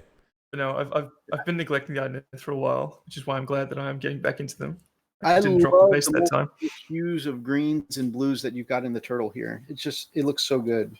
Adding just a really fine yellow dry brush, I think came out really well. I love the paint job on this next one. I mean, it really turned out great. It almost looks real. Looks super realistic. Just yeah, that was the what is it? The ESO 700 Canon paintbrush. It does wonders. See, it's just man, so vibrant, and the fur. gosh, just Mhm. that must have been a lot of hours on dry brushing. You just That's all dry brushing. Yep. nailed it. You freaking nailed it. So what kind of flesh tone did you use for the tongue? I really struggled with that. Ooh, what did I use? I reckon it might have been a custom mix. What are y'all Bit of doing here? pink, maybe a tan. That's awesome. All right, moving along. All right, we were just talking about your your baby, amazing by the way? pieces. I was just asking, Brother Weather Pig, is that your baby? Yes, definitely. Brown lab. Beautiful pup. I love labs. Oh yeah. I'm into shepherds at the moment, but I love labs. Yeah. So here we got the very ones that we were talking about. Go check out his videos. He's got the 3 videos. He's got the one for his right, the Imperial Fist. I want to keep saying Blood Ravens. I know that's not correct. Mythos. That's a blood angel. Blood Angel, and Black Templar, because that I really branch out. And by the way, he's got individual tutorials for each one of them, and they look amazing. Go check them out, guys. It's really cool. What really attracted me to this was when he did his Blood Angel's non-metallic look on the hammer. That was impressive. I was like, you gotta be kidding me. At first glance, you're like, okay, that's metallic. And then you look at it closely, it's like, oh, wait. And I saw the video that you did, and it's like, that is really ingenious. You kind of gave just enough highlight, edge highlighting, but not edge highlighting throughout the whole thing. So you gave it just enough where light will actually hit it, and then left the rest alone, giving it that metal look. So, see, I love the hammer, but what really sold it for me is the gold on the shield. Gold was fun. Yeah, again, non-metallic. And I can't stress this enough. The way he teaches you to do it is incredible. Like it really, so many times I've been listening to a non-metallic how to paint video and just spaced out after the first few seconds. I'm too simple, guys. I am too simple. But when Weather Pig started breaking it down in his video, it was so easy to follow along. It was like that meme where like all of a sudden the math equations start, coming into focus over your head. I was like, I think I understand now. I could paint this. I have a question. I think it's because I was kind of blundering through it myself. I've got a question. So I know that the box with the key, right? I know that's non-metallic. I know I've seen you do that one. I don't recall the skull on the knee pad. That's non-metallic as well. Yeah, that's all the silvers are the same. Wow. On that, I only did one type of silver, one type of gold, or silver and gold. Right. But you did the same thing, and I'd say I loved how you did like the insides of the how we paint the black the creases in the arms and the elbows and the back of the legs, right, where it's typically metallic. That was fantastically done.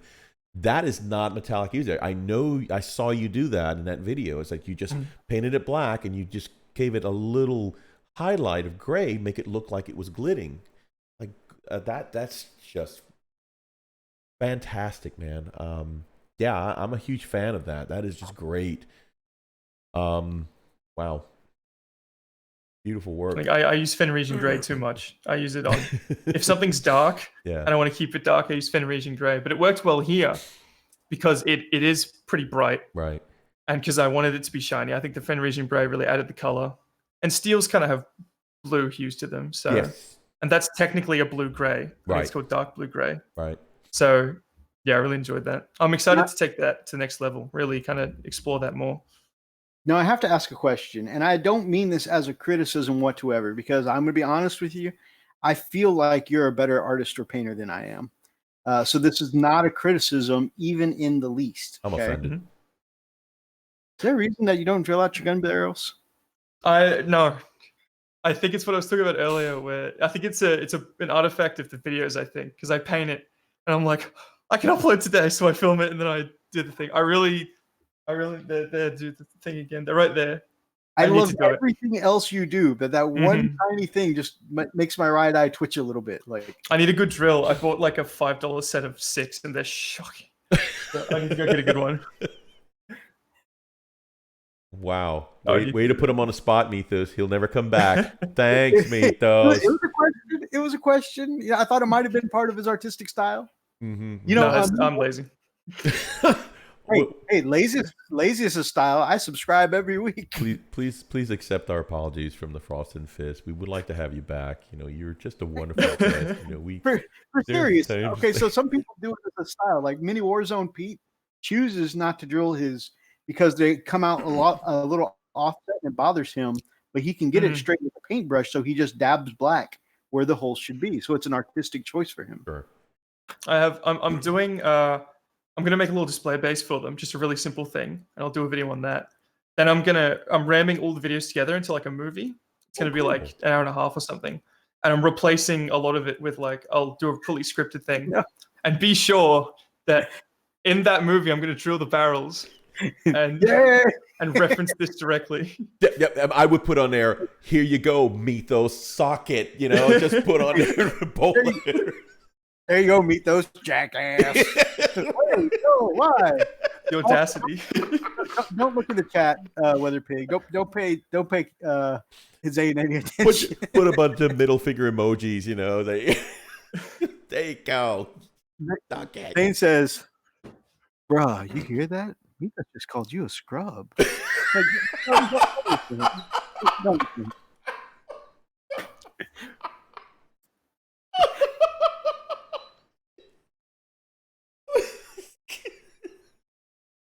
I was wondering how long it would take for Zane to start running with that one. By the way, Zane also loves your painting here. He also loves the shield. In fact, he said it at the same time as me, and he says the hammer is awesome. No, the shield was a lot of fun. It kind of like it flares out from the skull. The highlights they get longer and longer. So the idea was lights hitting the skull and dissipating in every direction. And I think that was easily the coolest part. I really enjoyed that. I think you've got a good master on lighting. It just it would take me. I'll be honest with you. I'm just going to tell you. I don't think I could do this. This is not a level that I'm at. I'm sad to say I have to rely on metallics for that.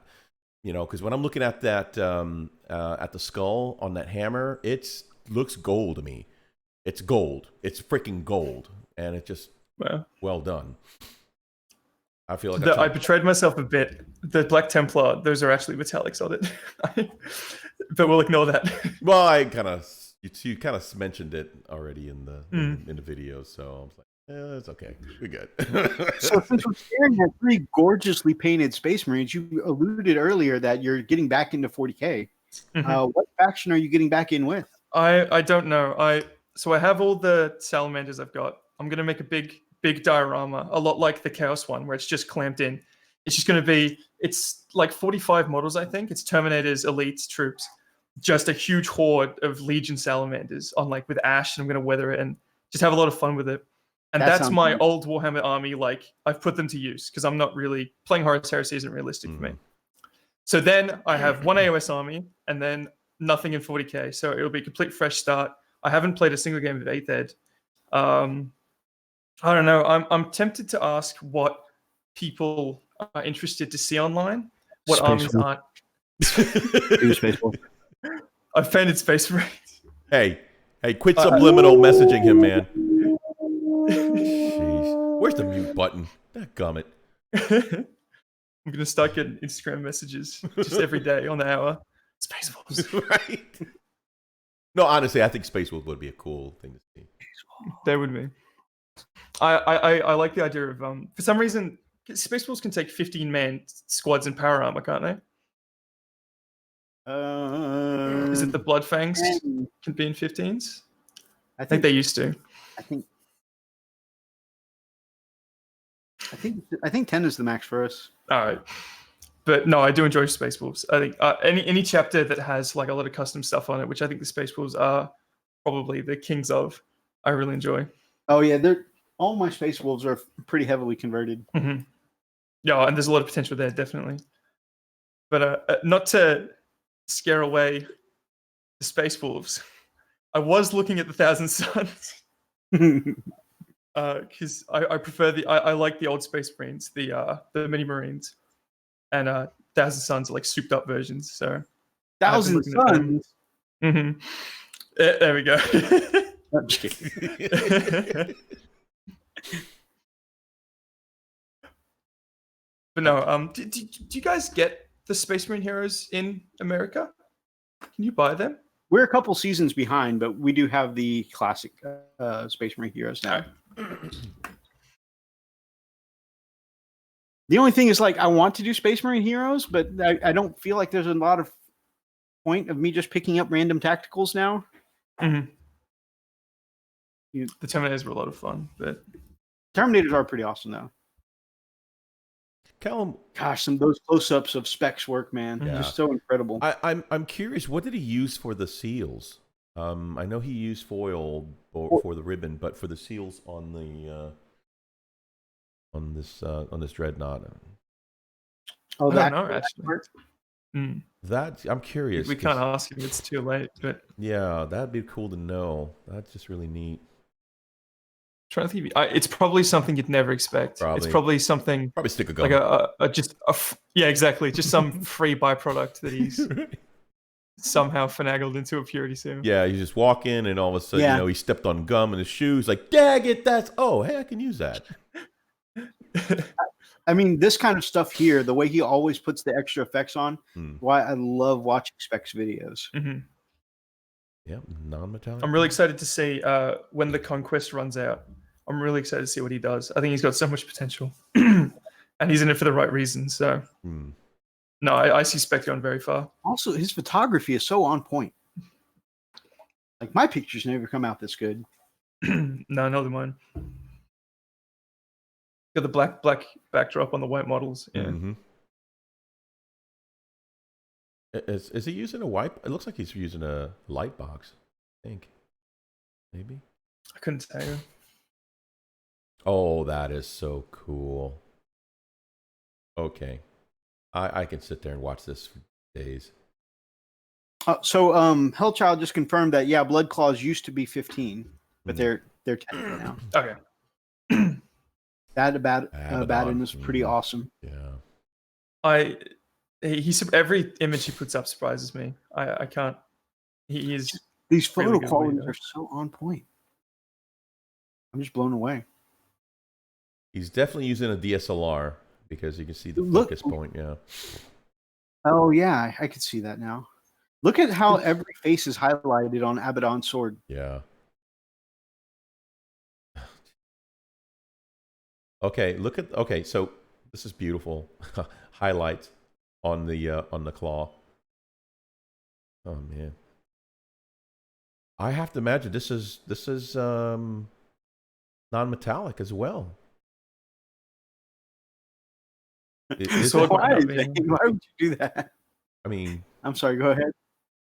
Crazy. Gorgeous work, man. Really gorgeous work.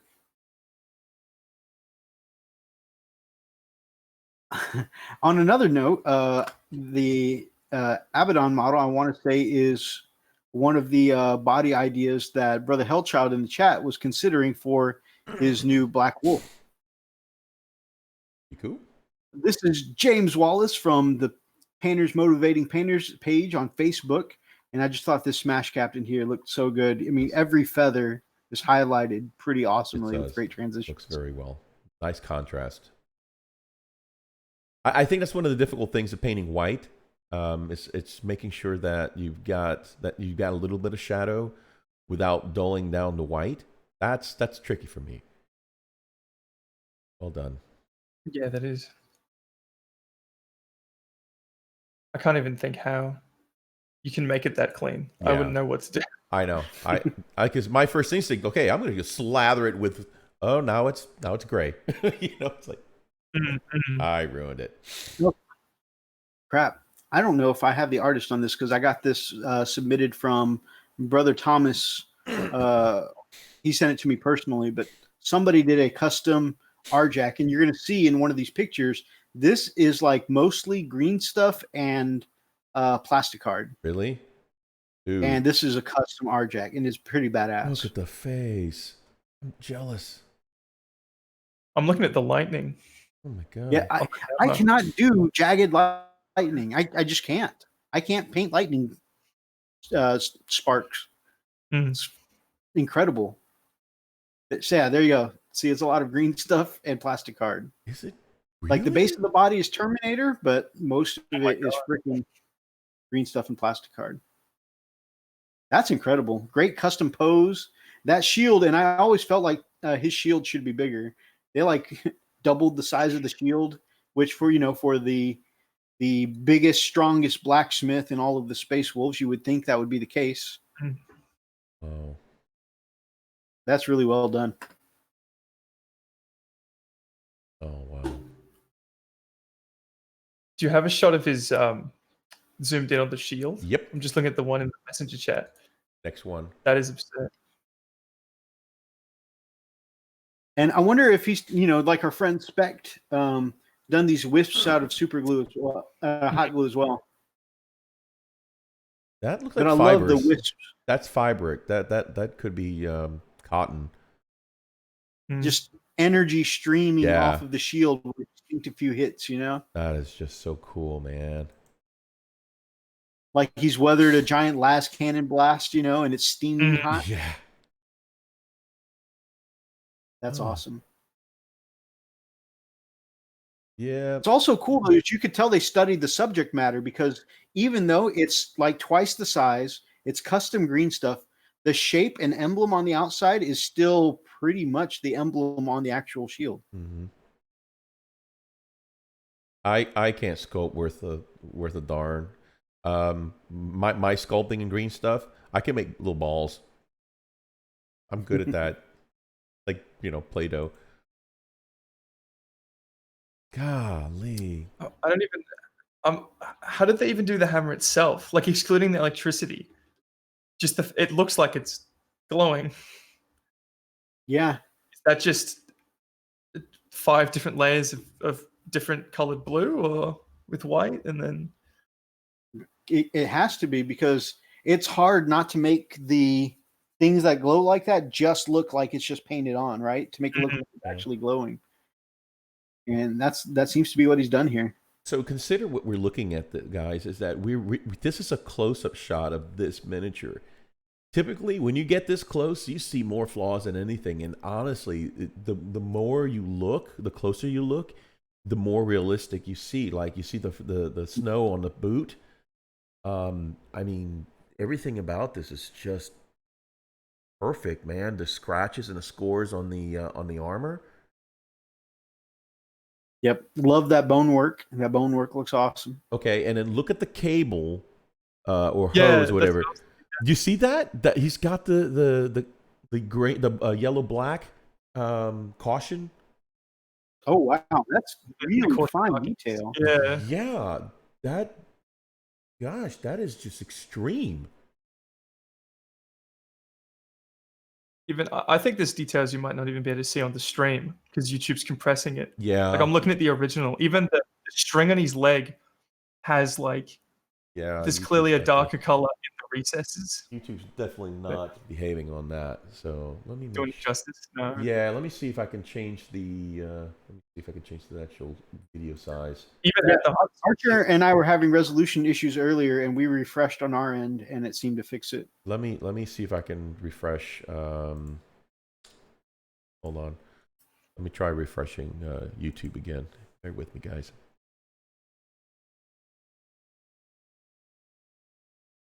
Come on. See if we can get an update. All right, Pig. While he's working on that, my wife and I wanted to ask you, shout out to my lovely Lily over there. We've seen in your videos several times where you're like, I had to go into Melbourne. I hate going to Melbourne. Man, I really don't want to have to go to Melbourne. So what's so bad about Melbourne? I don't know. I have a friend, Super Ghidorah, who's another great YouTube channel. He does like horror themed models and things. I think he's based out there.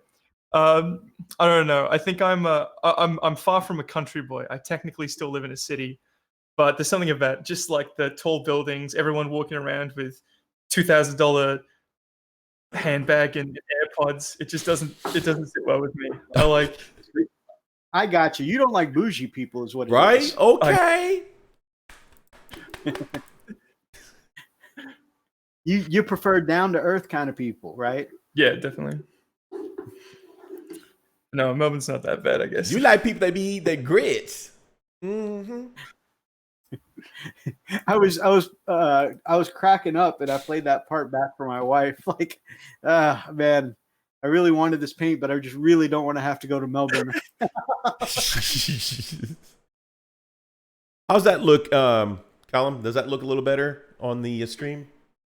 It might be. It's what I'm trying to say. The details on that are so fine that even if you had this running, Oh yeah. and look, YouTube still compresses things slightly. Right. No, I know. It's obscene. I think it cleared it up though because I reset the YouTube feed and I think it's actually coming through a little clearer on the playback.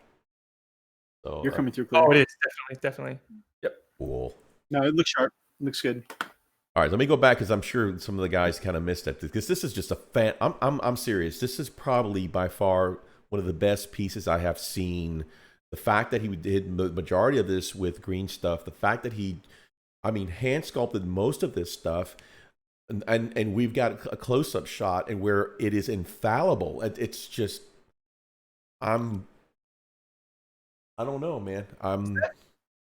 Look, okay, here it is. Huge. That's freehand on the robe. Yes. Yeah. Oh yeah. Absolutely. I didn't even notice that. It's amazing. Okay, so here it is again, so everybody can see it a little clearer now. This is all you said. Oh God, and plastic card. Yep. This guy, Pretty crazy stuff. This guy's a really green stuff really god. great work for recommending it to us, Thomas. I mean, that just even half the emblem on the leg's plastic, and he's made the rest of it himself. yeah. Look at that. I mean. Oh man, I don't know. Mythos, come back!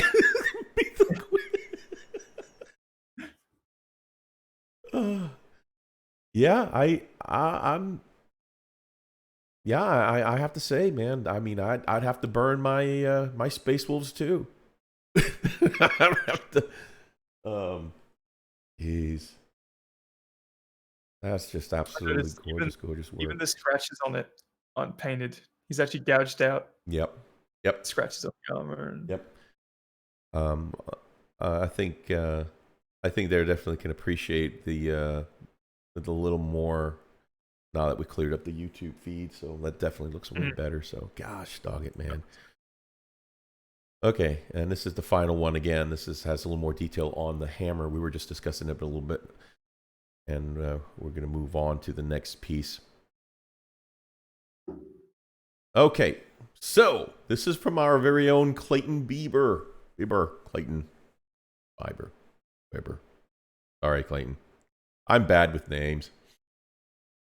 Total badassery right here, man. Gosh. Again, this guy does amazing work. Now, he's a friend of the channel. Mm-hmm. Oh, welcome back! Did you go burn your Space Wolves? The cool thing about this is that this is all bits he had in his bits box, and he's like, you know what? I need a Count as Whirlwind, so I'm going to kit bash a Whirlwind. So cool. It's the thing I struggle with things like this is it's not just blue, right? And it's not. He hasn't even like scratched it up with like just metallic paints. It's like a gray brown. Just does it all for me. Is it? It's easy to just paint it blue and be done with it, but right. There's clearly a lot more love. He always finds the coolest ways to break up his colors and stuff. Mm-hmm. And the scratching over the top of the decals. That's really nice. Absolutely. It really adds to sells that it's part of the model. By the way, guys, just a quick FYI. If you're watching the on the YouTube and it looks a little fuzzy, you just refresh your page, and that will actually refresh the feed as well. So, and that'll clear up the image. And move right along. Man, I can't believe he actually... Shout out to our brother. Man, he is just amazing. Just...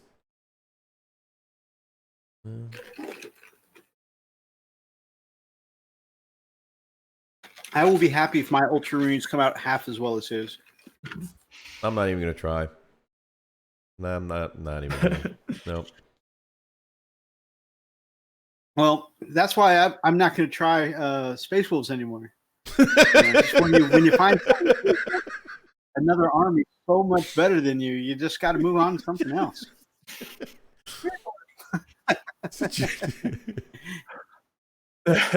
I'm your dork, and you're stuck with me. Yeah. Now this is a badass Torgaradon conversion. Yeah, that's pretty cool. That is really cool. That is the coolest Black Templar I've ever seen. Yep. That looks like a Shapeways shoulder pad, a Grey Knight's helmet. Really sells the whole Black Knight look. Yep. Mm. Yep. I really do like. Whoever did this did a great job with with converting it. I mean, it's believably a Black Templar. Come on. Going back to something we talked about a little earlier that Weatherpig mentioned is I just can't do squiggly lightning, but so many people do it so well. But you notice what he did with the sword here? It's not even squiggly. It's like like flame flow. It's like rippling. Yeah. Yeah. It's like flame ripples. That's crazy. And it still managed to highlight the blade, like the vertical line down it. You can see where the blade is and isn't. Yep. It adds a little three-dimensionalness to it. Archer says that's a Grey Knight Falchion too. Yeah. Yeah, it is. Blighted Studios? I feel like There you go. Yep. Blighted Blush Studios. You can go check out their Facebook page. Also, if you're following the Games Workshop Army Painters, his name is Nick Waffle. Nice. Nick Waffle Joliffe. Now I want breakfast. Nom, nom, nom, nom, nom. No. Okay. That Nick Waffle probably goes pretty well with Inquisitor Zane's new channel, Rain Bacon. It does not go so well with his other YouTube channel, Spanked. Yeah, no, no, you can't do that. Okay, I'm a huge fan of the sword. I'm sold. I'm sold on a sword, man. So just the fade effect, I'm really big into fade effects. Yep. Like that, the fade effect definitely fits my comic booky style of painting. Beautiful gradients. Yep. In addition to the fade effect, though, I mean that awesome ripple effect going through it just adds so much detail. Yep. looking at the armor, I feel like there's definitely a gloss or a semi-gloss varnish on it, but I almost couldn't tell because it's not highlighted to an absurd extent. But there are like highlights to emulate that it's shining on it. You're right. I agree. You're right. I just that you pointed it out, I just noticed it. At first I thought it was just glistening, like a semi-gloss or gloss, but no, it's look, here's the highlights. You can see it right here. It's funny because like the sword is so comic booky, but everything else is so well done and subtle. Like it's usually you see people paint either with subtlety or with big in your face effects, but the combination really works well here. Yeah, it does. All right, Mythos, what is this? This is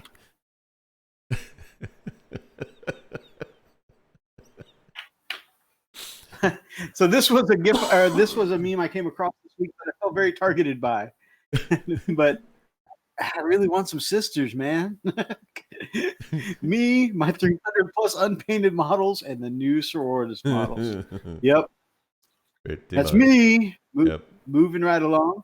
Brother Roxas, what up, baby? You should feel attacked because Oh wow. Mythos. It's talking about you specifically. I knew it.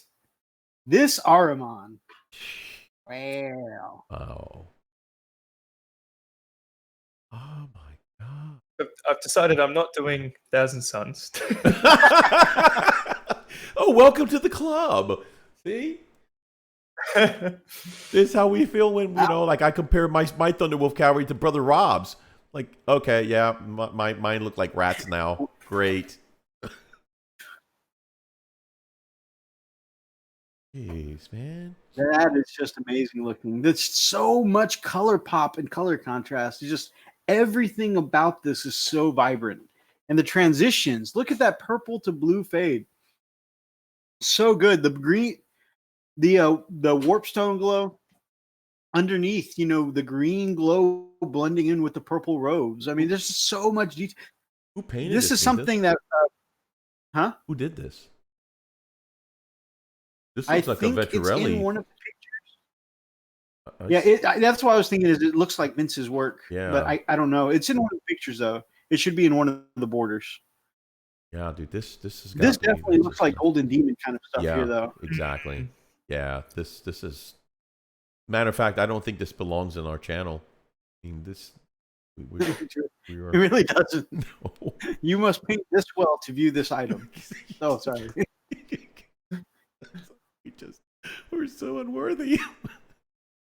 I would love to know how to get my stuff this vibrant. I need to definitely do some more practice. Nah, I think you'd have to, start making deals on Crossroads again, But, although I think I don't, and this is not me being self-depreciating. I personally don't think I will ever get to this level of painting in the way that with my current goals, right? Because this is not somebody who army paints right here. This is somebody who single paint. Yeah. Right. Yeah. This isn't a player. And you have to. This is something I think Brother Rob talks about something once in a while is that you got to pick what skill set you're going for, right? Are you painting to a style where you want to knock out an army and make it look good? Right. Or are you painting to a style where you want each piece to be display or showpiece? And actually, Elston Nation talks about it once in a while too, because Elston Nation is a very successful commission painter, right? Yep. And he actually has to switch when he's doing different commissions. He has to switch his brain from when he's doing showpiece quality when he gets a commission for that, and then he's got to switch his brain back over when he gets a commission for a big army, and he wants to make it look good, but it's still army painting, Yeah. I can't brain sometimes, though. I has the dumb. I don't have any aspirations, I think, of ever just spending several months on one model. So I don't think I'm ever going to get to this because that's not the skill that I'm practicing. Yeah. But it looks phenomenal. It does. It really I was going to say, yeah, it's sad. It's like, hey, that's something I may never achieve. Well, thank you for being it's just better hard to than believe me. that it's hard to believe that it's possible, period, let alone possible for yourself to do it. Oh yeah, I look at something like this. This is like a Mona Lisa kind of deal. Yep. Yep. This is a Rembrandt. Yep. And so incredible. Victor Q's.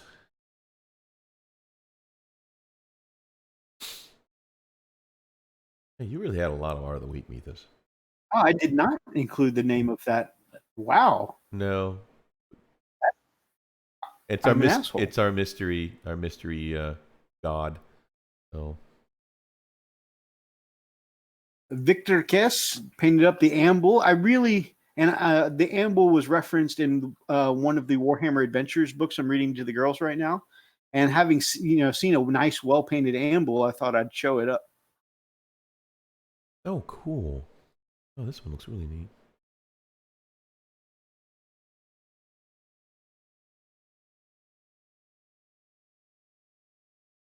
Pulling off a carapace like that, I feel like would be really difficult. Mm-hmm. Oh yeah, I love the tonality there. All right, what is this? Brother Thomas, did you ever get that other artist name?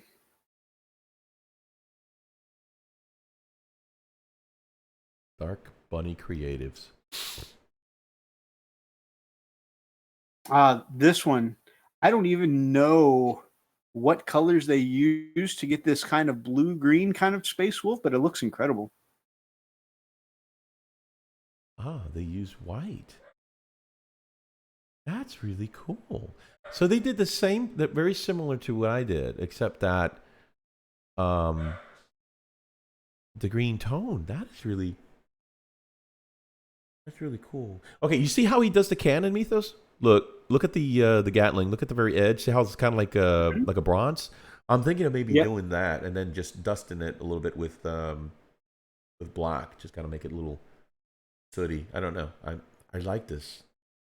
That looks really good. Okay, so doing just a 2-tone instead of 3-tone. I think so. I'll have to play around with it a little bit. See, this is really cool. I do Right like on. this. I do like this.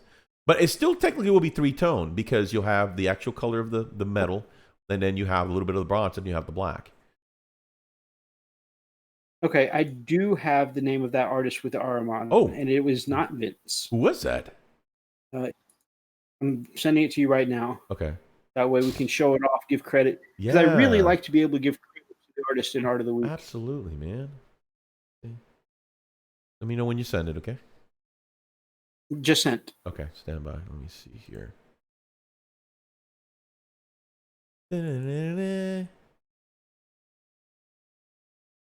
Oh, Dylan Cartier. Miniature art. Oh my gosh. Wow, that's the next Vince Venturelli. Jeez, man.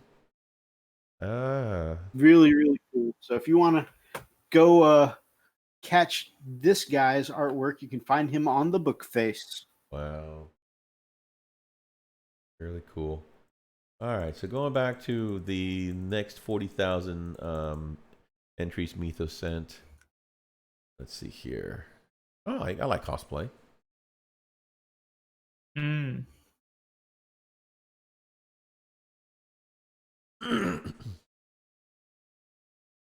Oh yeah, another 40K cosplay. And with sisters being so prominent, I thought this one looked cool. Little action pose going on. Is it working? Yeah. Yeah. Great. That power armor and that bolt gun look specifically look pretty great. Yeah. That's well done. All the cosplays. I need to get me a bolt gun at some point. 3D printed beast. You had something on your wall in the showcase video. Oh yes. I remember. What was My that? chainsword. Ah, that was it. Oh. Yes. Oh, that is cool. I'm a little ashamed of how much I spent on this, but I did buy it at the Acons. Yep. One of the largest anime conventions in the States. Yeah, this is me right here. Definitely me. And me as well. Yeah. My brush. I'm going to paint. And this cat here, I thought you were a Space Wolf loyalist, but holy crap. Oh, yeah. This definitely counts as Art of the Week. Yeah. Got a whole Russ. That's some skin ink there, bro. Dang. That's commitment. That is commitment, bro. Show. This man is going to take it to the grave. Man. Good on him. Questionable loyalties. Ew. Yeah, it's a good name for that.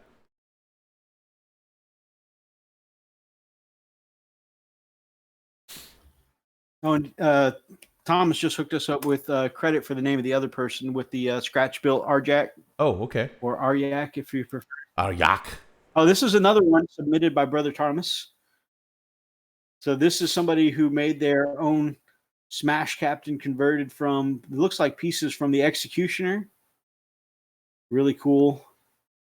Man, I just And correct me if I'm wrong, blue and white looks like classic World Eaters colors. Yeah. Definitely. Yeah. Blue, white. Oh. These classic World Eaters. Yeah, this right here, dude. This looks like a column job right there. See all the blood? That's us. Oh, we need to make him angry. I think he's angry enough. This kind of, to me, I was like, he's so gory. It's like it was this kind of aesthetic. The old school word bearers with the white is what when I saw my Imperial Fist White Fist, I went, because I thought of the original word bearers. This is essentially stuff like this is what made me want to do that. Wow. Not to liken an Imperial Fist successes to a traitor chapter, but Wow. It's pretty dark, bro. Pretty dark. Yeah, he's no Dark Angel. no, God no. That's cool. Like I said, this much gore is not my style, but it's still very cool looking. Indeed. With the new Inquisition coming out, this is somebody's Adeptus Arbite, and man, this looks cool. This to me gives me really cool Judge Dredd vibes. Yes. That's what I was thinking. And I love that big ass shotgun on him, like he's about to handle some business. Business. You guys seen the rules for the new Inquisition stuff? It looks pretty cool. No. This is a beast. This is a dragon conversion for Belisarius Call. So this is what some people were like, this is what he's hiding under all those damn robes. And I love that they painted up the wings in the color of the robe. So you could just imagine like the robes unfurling into giant mechanical dragon wings, you know? Nice. That would be so cool. I love the Terrorgeist zombie dragon model. Yeah, it looks incredible. I looked at it, took all the zombie parts of the zombie dragon and painted it up with brass and like a mechanical kind of style to add to that AdMech aesthetic. Mm-hmm. Last week we had on special guest Wolf Wraith, and we talked about the barbarian model that he painted up as Kratos from God of War. And here are some pictures that he said we could use from his Instagrams of the completed model. So if you guys have played any God of War, seen any of the God of War art, his rendition is spot on. Yeah. Wow. I just thought it was a Kratos model. I didn't even know. Yeah. Apparently this bust is just a generic barbarian model, but he actually shaved the beard down to give it more of a Kratos look. Man. So incredible. I mean, that is, like you said, it's just straight up Kratos. God, even the shading on the spine. God. That's what I was just thinking is the tonality on his skin. It's so on point. The skin around his eyes too. The way he painted every wrinkle in. Crazy. Indeed, man. That's art of the week. Holy cow. That is art of the week. All right, guys, before we go on to the news, we're going to do a little interviewing and talking with our amazing guest here. And if you guys have questions for our guest, please put them down in the comments box. We read them out to them.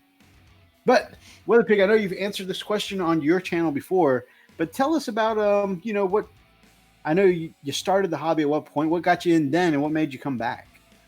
I remember, because we're a half Scottish family, so I was in Britain for a bit, and we started collecting these little toys that they sold there. I think I would have been, I want to say 11, maybe 10. And when we came back, they weren't available in Australia, so my parents found the local Games Workshop. Games Workshop wasn't here yet, but they found the local, what was the equivalent at the time. And I think the first thing I got was a Tau, but quickly went to Blood Angels. Wow. Quickly went to Blood Angels. And no, I just switched from an army, got absolutely nothing done. I don't even know where they are these days. So I eventually waned off it. But when the new Ideneth came out, I loved them so much that I just bought the Ideneth, started painting them, eventually found where all the local AOS people are hiding, because they don't go to the Games Workshop, they have their own thing. And I've been playing AOS ever since. I And love now, how you say that on the cool, like, like your secret society, like, I found out where they're hiding. They don't go to the GW, they do their own thing. Moving on. Like, I walked into the store. It's like a game cafe type thing where you rent computers. I just walked in one day and saw 40K Warhammer boxes everywhere. I said to the guy, what's this? What happened? And he told me, like, come in this night. And I'm like, yeah, all right. And then First rule of Fight Club: we don't talk about Fight Club. Hey, Mythos, You real right. quick, before we continue, I need to show, and I failed to do this. I need to show off the actual guy who did the name who did the RJack. Oh, okay. So just real quick with me here are the week. And I'll run off for a second. Won't be long. Cool. And the winner was Peter Soderberg.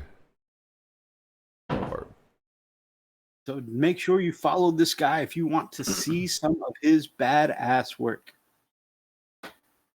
Is it not changing? Oh, hold on. Dumbass. There we go. Oh, we got it.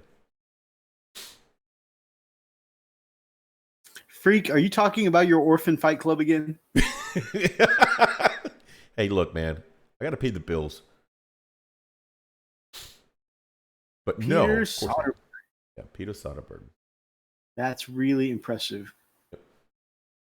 Also, am I in this Space Wolves chat? I don't remember seeing this. I'm in like most of the Facebook Space Wolves know. chat, so I'm I know. surprised I haven't seen it. I guess you're going to be in that one, aren't you? All right, while our illustrious guest is away, let's take a second to thank some people who make things happen on our channel, brother. Do it, man. You want me to do it? Yes, sir, please. Starting at the Blood Claw level, we want to thank Brother Jake from Chief Live Gaming for helping to keep it tight. Okay, we want to make sure that we thanking Inquisitor Zane, our Grey Hunter level, and Brother Roxas, our Grey Hunter level, for helping us do what we do. And of course, we want to give a great big shout out. He is our Smash Captain in the chat, and he is our Wolf Guard Battle Leader, Brother Archer. We appreciate all of our patrons and helping us make things happen on the channel here. So, Hey, did y'all get Really? our happy Patreons Day video? Did y'all get that by chance? Let us know real quick in the chat, because we went through great lengths to send that out to you. You know, we wanted to give some love while we were out there chomping on some Chinese food. Brother Brian just came back, says, "Yay, I missed emo," so he thinks. We got Brother Grumpy Guy Gaming in the chat, and I've got a massive unboxing to do from him this weekend. So he heard us talking about how we're getting together our gaming table and we're making some improvements. And in the new room, we're putting together a whole little table that we can have pre-set up and stay set up in the room when we have a big game. Mm-hmm. He hooked us up with a crap ton of terrain. Let me show you this thing. I haven't unboxed it yet. I just opened it up and saw how full it is. And I will be doing an unboxing this weekend. Look at this. Oh my God. Hooked up from the Grump Master. Dude, we still have Chief Live Gaming stuff that he sent. Yeah, so super, super big thank you, Brother man. Grumpy. Looking forward to unboxing all that. That is so cool. Thank you for your help, Grumpy, my man. Zane, you asked if anyone saw our thank you video. Zane says, "I thought I dropped a comment." Archer said he saw it earlier today. Awesome. Just make sure y'all saw it. Brian says, did you scare off your guest? No, he's here hanging out, being cool. Our brother Archer says that we're channeling Kenny Boucher with our Patreon call outs. I like it. How about say I don't think we necessarily do it on purpose, but we do watch a lot of Kenny Boucher, Yeah. so it's definitely possible. Yep. McDonald's. All right. So I have question number one. Freak, what you got for our guest, man? So where did the weather come in from? The weather, named Weather Pig. That's a bit weird. When I was younger, we used to play. Me and my mate used to exclusively play Modern Warfare 3 survival mode. Okay. I got into the habit of I just wanted a cool thing to be unique, I guess. So I would always call down like airstrikes at the start of every round, and somehow that became I became the weatherman because I made it rain missiles. That's awesome.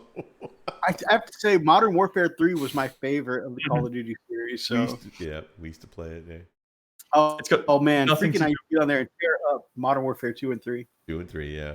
We played 2, you and I, right? That's the one we got. We played 2 first, but then we eventually upgraded but to the 3. 3, yeah. Wow. In fact, I'm not sure if you remember, but on the construction yard, we used to take that spot that everybody used to fight over in the middle, and you and I used to be able to lock it down. Yeah. You watching the back room, me watching the front. Man, we'd rack up so many kills. That's good stuff. All right, so being a fellow gamer, my man, what's one of your favorite Modern Warfare stories? I'm trying to think how old I was when I played Call of Duty. I reckon it was like early high school for me. I just remember there was a few. We would almost exclusively play survival because back then, I think we had different consoles, so we'd go to each other's houses, and we would just find a room, do what you said, lock it down, look one way each. I'd call down missiles because I thought it was cool. That's cool. His nickname was Rambo, but there's no reason for that. I think it's just because he couldn't think of a good one. I mean, screen names and nicknames like that are always, interesting because they don't necessarily have to mean anything. It's just whatever you think is cool, or you might have a cool story with it. So that's actually why Freak is Freak here on the channel, because Freak's gaming name has always been Freak. Mm-hmm. Yeah, it was Freak O Nature, and it's like, yeah, you know what? That tracks. Stop. I get a lot of people asking if the weather pig comes from like weathering, even though I've only gotten into that recently because I'm a model painting channel. So, no. But I need to get good at weathering now so I can say, yeah. Right. That's of course, cool. yeah. And, I'm glad you shared that story with me. Ever since we got into YouTube, branding has always been an interest to me. How people pick their channel names, if they have any catchphrases that they use in their channel, any kind of really branding thing. I think part of it is because when I was going to school, I put forth a little effort to, I studied advertising for a while. I thought I might actually go into advertising. So when it comes to people branding and creating an identity or sticking to an identity on YouTube, I'm always fascinated by that. So it's cool that comes from being the weatherman, raining down rockets on people. That's pretty cool. That actually works. Now, with part of that, were you a noob tuber too? Did you launch the grenades overhead? Oh, I think I was aware that there was the stigma behind that, so I avoided it. I was the noob tuber in Delta Force 2 when it was a PC game way back in the day. So yeah, I used to make it rain. I'm not old enough to remember that. I don't think neither of you are. Zane also does some Call of Duty content over on his channel. If you want to go check out Inquisitor Zane, he's got about 80-ish videos and 20 subs. He's got cool, like his videos are pretty cool. Mm-hmm. He did the first. Is that the first level? He did one of the levels in the new Call of Duty game, and it looks pretty tight. We're still tossing up if we're getting that, me and my friends. Like we're gonna wait and see a bit more. Right on. Yeah, I've been intentionally not getting Call of Duty games recently because once I start playing them, I get sucked in, and then everything else, model painting, YouTube, kind of goes by the wayside. The last time I did, I got so behind in my Final Fantasy rating that it was bad. It took me like thrice as long as it should have for me to finish the story in that expansion. I was kind of weighing everyone down. So I have to intentionally stay away from Call of Duty games because I will lose myself. Are you a paint it out of the box kind of guy, or do you like converting and kit bashing?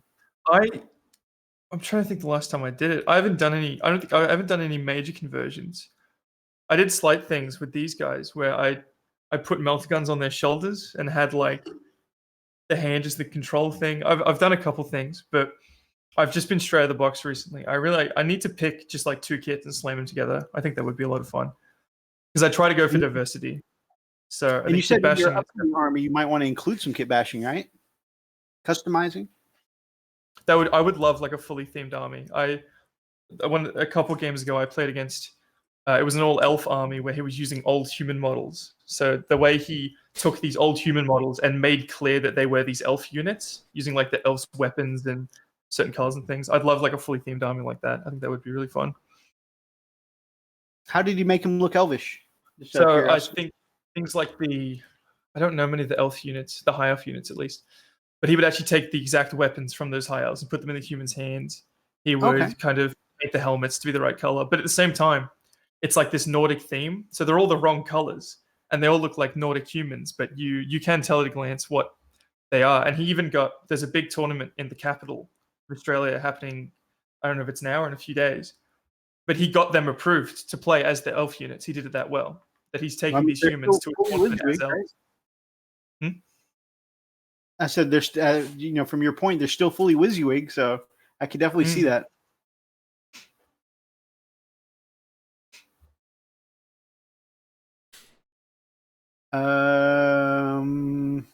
What? Freak, I don't even understand that. What? Your comment in the chat, I don't even understand. Oh, no, because Roxas says, I had Delta Force, and I'm younger than Mythos. Oh, so Mythos was full of poo-poo when he said he was too young to remember that. Okay. First of all, There's a track? I don't need boxes reminding me I'm old.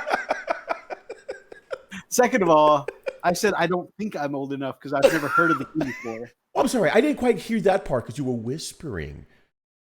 Just saying. I said, Break. I don't enough to remember that. Okay, man. It's okay. It's just let it happen. I would pay $60 just for the atmosphere and gameplay of the campaign, not the story, but just the atmosphere, gameplay, and graphics. So apparently the new Call of Duty is good. Nice. There you go. Dude, Weatherpig, I'm looking at, I'm sorry, but you look a lot like Taylor Lautner from Twilight. I don't even know who that is. I saw that. I'll look up. Wait, come back. Oh, God. Okay, so I think we offended him. Great job, Brian. That's why we have no nice people. Oh, there he is. Okay, he's back. Oh, he's Shark Boy. Shark Boy and Lava Girl. I don't. I think it's just the face. Wait, that's the guy from that's Shark Boy from Shark Boy and Lava Girl? Yeah. Oh, man. I remember taking my baby brothers to see that. I think I love that movie as a kid. Hellworks says, Weatherpig, what's your favorite non-GW miniature? I have, again, to refer I've been doing a lot of Tamiya 135th stuff, which I've been really enjoying. I even have some everything there is Tamiya, I think. I'm going to start calling that the Weatherpig. Yeah, the idea he's mentioning kit bashing. I would love to take a Tamiya 135th model because they're so big. If you put them next to Warhammer miniatures, they look huge. I'd love to take like an old German tank or something and orcify it, or make a whole army with orc 135th models. I think that would be amazing. That would be cool. And I love orc kit bashes. If you check out Atomic Dog Scale Model Freaks channel, he has where he takes like this really bright kid's toy and turns it into an orc truck, and it's a phenomenal conversion. I am subscribed. Mythos, keep up with the chat. Man, I gotta let my guests talk at some point, brother. If I just keep up with the chat, then you say I don't give my guests a chance to talk. And you go on to other people's channels and say, geez, Mythos, let them talk. So, I have to say, one thing I noticed, my brother, Weatherpig, is your weather is in your name. And I thought this was a branding, like I said, branding things interest me. I thought your constant panning back to stuff behind you, I thought that was like an intentional weathercaster kind of thing. Like, look over here, the rain will be coming over this imperial night. That is a good idea to do something with. I want to do a big showcase at the end of the year, and I've got like multiple levels. I could just do that and like hand model it. That would be fun. Yep, next scene he'll be green screening. Thank you. I need a green screen. He'll be like, and on this side, we're going to have some very light showers of miniatures that I Twilight, Mythos. Get out more, Mythos.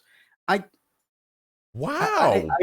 It's not that I don't get out, my man. It's that he doesn't get I have no desire to see Twilight, nor 50 Shades of Grey. Those are just two big phenomenon things that I just have no interest in watching. I never got into that either.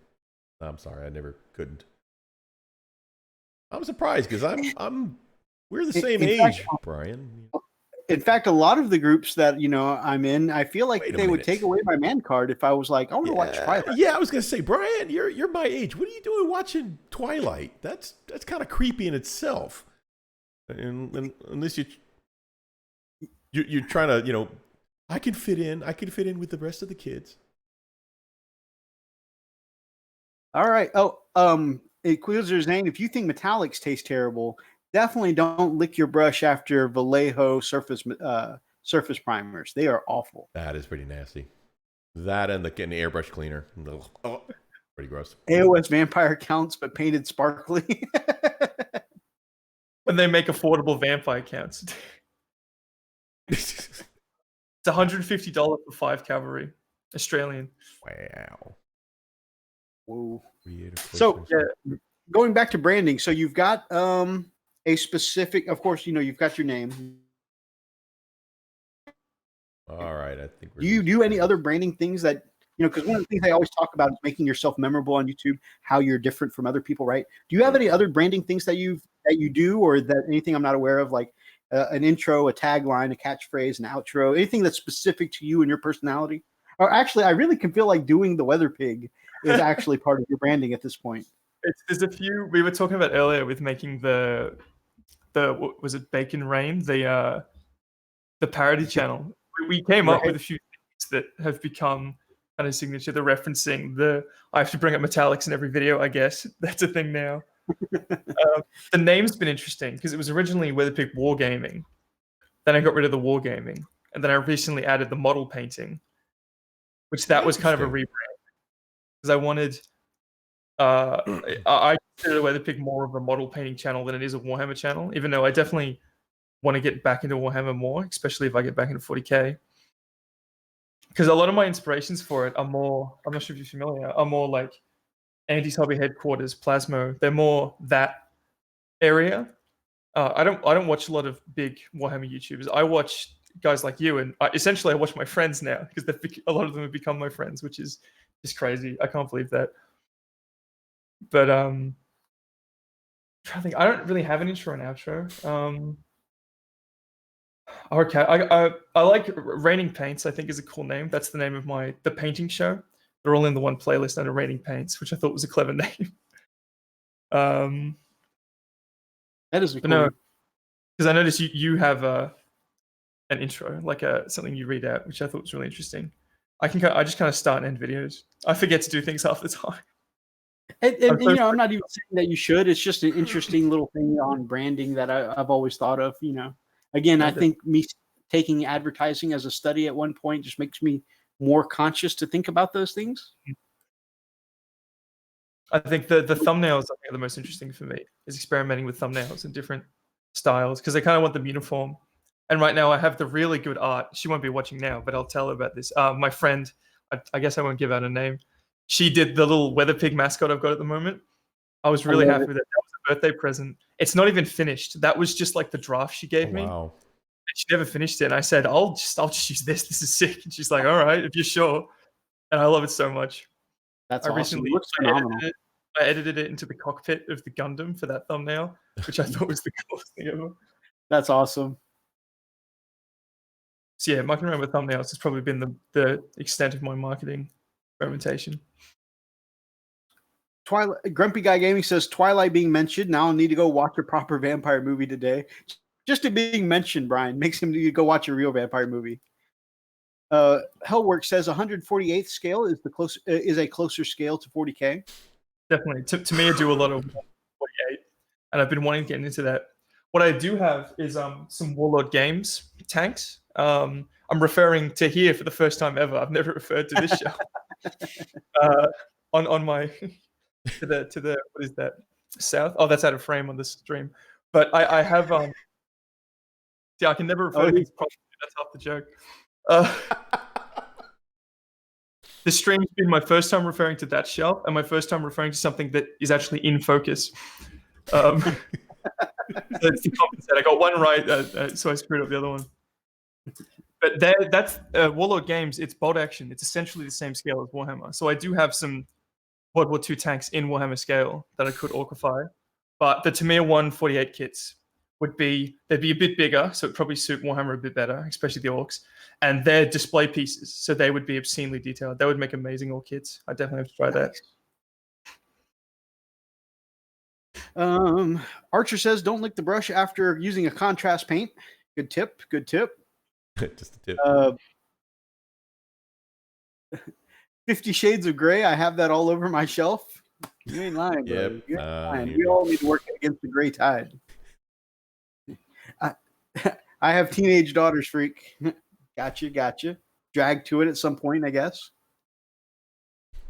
Anything mixed with rubbing alcohol tastes terrible. Yeah, I have used that to thin down some paints before too. Right, it is terrible. I can see Mythos tossing glitter on his white scars. They look so pretty, freak. Not the scars, man. Are you saying that?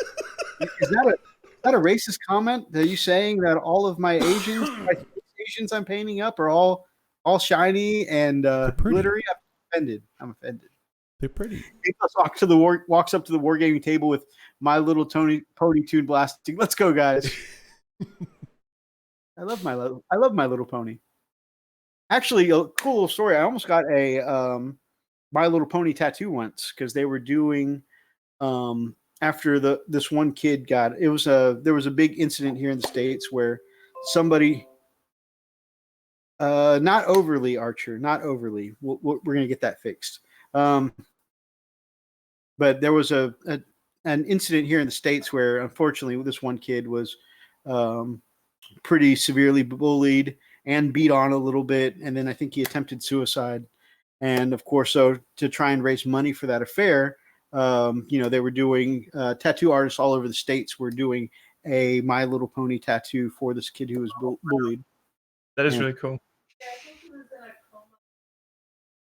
I think professionally my work's kind of in that area, so that is really interesting.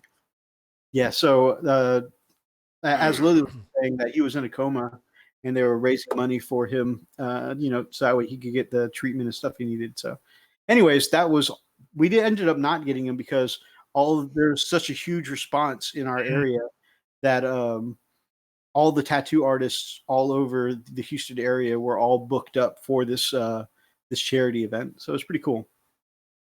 But we are in tomorrow on the chat, Mythos. Man, I am not that far behind. So my buddy theme song, my buddy and me. The fact that he knows that's I joke about you being older all the time, but I was in the 80s too, brother. A Funny Place by Hellchild didn't sound right to me. Yeah, that's an interesting branding thing. The Funny Place by Hellchild. No wargamer would know that was a wargamer channel. That should be a segment on its own. You shouldn't lick the brush after blank. I like that. Well, that is how anime is. Yeah, that's a good point. Yeah. If a new paint line comes out, that's how you review it. You review the taste. Glitter, glitter, glitter. Man, I don't understand how Brian brought up glittery vampires and now he's projecting glitter onto us in the chat. That is some serious projection right there. Somebody feel a little defensive, I think. Everything is glittery and crap. What else would Asians look like? All right. Need to go to work, guys. Have fun. Mythos, next time I send you something, I'll add you some glitter for your arm. I don't even understand. You did say you're kind of vain. You're right. All right. Real quick, just to pick two out, because we are already running late.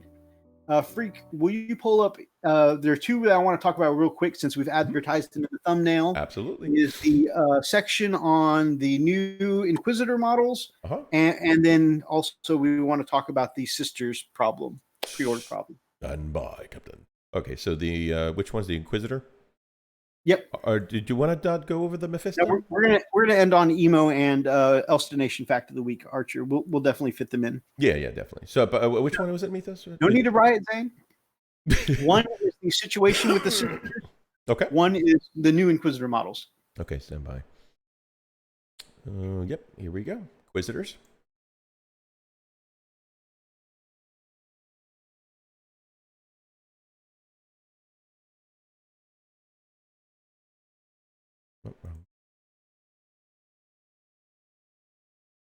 It's there. Inquisitors made to Ordo. I love the pun there. I love the pun. So, if those of you who don't know, of course, there are different factions of Inquisitors you can take.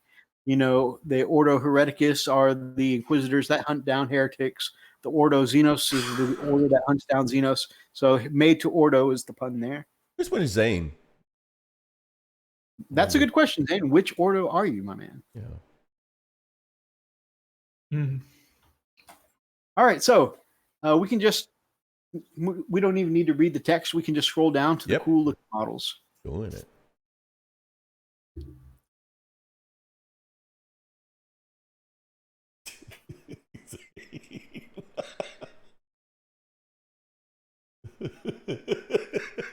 I got to disagree, Archer. I think it's less Hereticus since he's been painting heretical models lately. I would say he's probably more Ordo Xenos. He says he thinks he's Ordo Jackwagon. That would imply that he knocks down Jackwagons. I'm not sure that's what's going on here. Anyways, so check out this. I think this is I can't remember which piece this is, but here's one of them. Exclusive Commodore bolt gun and some classic Imperial aesthetics. So it's pretty cool. This one looks like more of a Ministorum priest, but pretty cool looking. If we scroll down a little bit, there's the 4 that I really like. Lars, by the way, great to see you, Lars. Lars says radical faction, I bet. These are the cool ones that I think are really cool, especially the guy like this one right here. Although I don't know what's with the Wolverine here, but I love the crossbow and the big sword, and that white armor just really reminds me of the Queen of Hearts. Off with his head. Nicely. It really reminds me of the way Logan's hair looks in the classic Fox X-Men. By the way, Weatherpig, do any of these talk to you? Sorry? Do you like the aesthetic of any of them? The first one we looked at, the priest, that's an older model that they're bringing back? It might have been older. Because I can't tell. That's why I'm because it looks perfectly. It's got like the very old school aesthetic, but it looks perfectly fine. I really like how that looks. Could be a remake. This one again, it's got the hair that just really, yeah. There we go. Maybe it's just the paint job that makes it look really good. It could be. I definitely recognize designs on the robe there. Did somebody hand paint in all those swirls? And there's freehand above if you look above his foot on the robe. Yeah. That's insane. You know, one thing that there's been mentioned, and I've heard several YouTubers say it, premierly, our friend Nick over at Edict Beer 40K has been talking about to him the quality of Warhammer Studio painters has been coming down lately. And he feels like the rush to get out all these projects all the time has caused the studio painters' quality to come down. But looking at that priest there, that is not the case to me. I mean, all that freehand there. Somebody drew every swirl into those robes. Somebody did all of the texture all over the mace there, the freehand on the bottom of the hem. Crazy. This one's pretty interesting looking. And this one, I think, really with the white hair and the little crown on top really reminds me of that Queen of Hearts you were mentioning, Freak. That one's pretty cool looking, though. Really interesting. I gotta say, some of these I would definitely do head swaps on, though. Yep, I agree. Totally agree with that. I'm not just crazy. My personal aesthetic. I'm not crazy about these shots that they did too, man. I think they could. I love the armor. I love the weapons. Look at this thing. It's like a shotgun grip on a flamethrower. Like I love the weapons, the armor, and all that. It's just I would definitely have to do head swaps. Yeah, I agree. But I'm vain, so. I kind of like this one.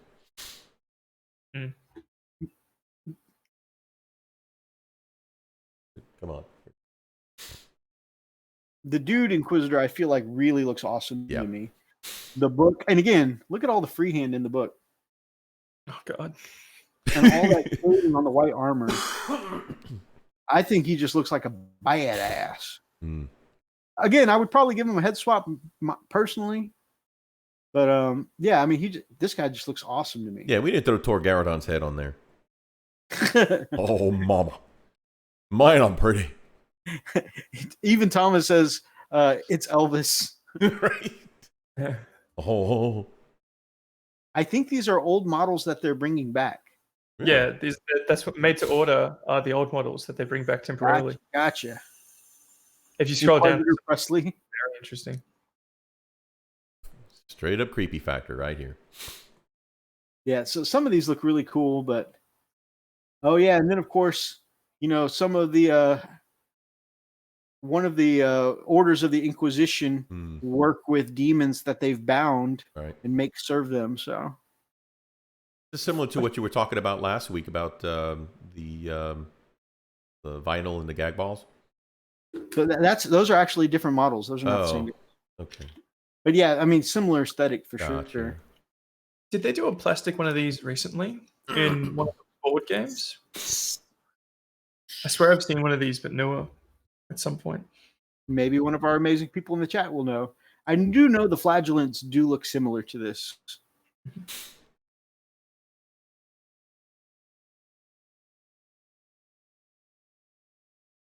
But yeah, so those are some pretty cool models. And of course, they're also doing the old school assassins if anybody wants to order those. That is interesting. I definitely, and of course, this is anyone who just prefers the older aesthetics. I love how cool the new assassin models look, personally. I do like the firing position, though, on the Vindicator. Yeah, the Vindicator looks awesome. That one definitely looks like it stood up to the test of time, I think. I reckon. And this one looks actually pretty amazing, too. I think it's just how dynamic the new ones look, because the sculpts themselves look amazing. Here looks like a Callum job right here. Blood for the blood clots. Let's put some blood on it. Yeah. Is there a Bolter magazine in his armpit? It's probably in the back, like a back. Yeah, it does look like it's slung. Wow. That's pretty interesting. So yeah, I kind of want one of the dude Inquisitor models and maybe a head swap. Maybe a couple of them. Put some Sisters of Silence heads on some of the ladies. Ooh. I was wondering what head might suit, but that works. Okay. What's the other one, Mythos? Yeah, the other one is the situation with the sororitas or something like that. Let me see here. It's the only one I sent about Sisters Battle this week. It's up. I want my orcs. Bob. I was actually looking around for orc stuff this week, and nothing stood out to me this week on the Instagrams, Brian. I try and look for something kind of orky most weeks, or something similar I think you might enjoy, but I just didn't see anything. So this week, and we can kind of scroll through it. We're not going to read it word for word, but basically what happened is that GW vastly underestimated how popular the Sisters were going to be, and it sold out within 5 minutes. There were all kinds of website crashes and stuff like that. There were situations where people would have the Sisters box in their cart to pre-order. The website would crash and they'd lose it out of their shopping cart, and so somebody else would end up getting the box that they had already put into their cart, already started putting in their information for, and were attempting to pay for it, and it just ended up not working out for them. Now, couple of things here, and people are all, of course, GW can never make everybody happy, but a lot of people, and they were understandably upset because they thought they were going to get one of the pre-orders, and then the website crashed, technical errors, and they lost out on their ability to pre-order because of technical errors. I can totally understand being upset by that, but people are also really upset about the supply not meeting the demand. And actually, I'm actually really, and this is an unpopular opinion because a lot of people are really pissed about this. But my thoughts on this is that I'm actually excited that it vastly exceeded their expectations and they completely sold out in 5 minutes. The reason I'm excited is because it's been 20 years since they've had any updates or love, right? But I know that they're judging what they plan on doing with these Sisters based on how well this first wave sells. If it had sold under their expectations or barely met their expectations, who knows? They might not get it loved for another 20 years, right? Mm-hmm. But because it's sold out in 5 minutes or less, I think it's a good sign that they're going to keep investing money and time into strengthening the sisters line and make sure that they keep getting love when they update these factions and stuff like that. I have a question about that, Methus. Yeah, so that how plausible or paranoid do you think it is that maybe they caused a scarcity? I mean, honestly, really, I mean, they don't have to tell us that they withheld so many units to sell. They can say, okay, we're just going to limit them out, and we'll say, hey, yeah, we sold out. So it's very, very plausible. In fact, something that we saw when Lily and I used to be managers at GameStop. I kept wanting to say Games Workshop. No, at GameStop. It was when the PS3 and the PS4 came out. Right. It was very limited who got what, right? Mm-hmm. And it was like 20 at a time here, 20 at a time there. It's very, very, and of course, because it was so strict on how many each store got all the time.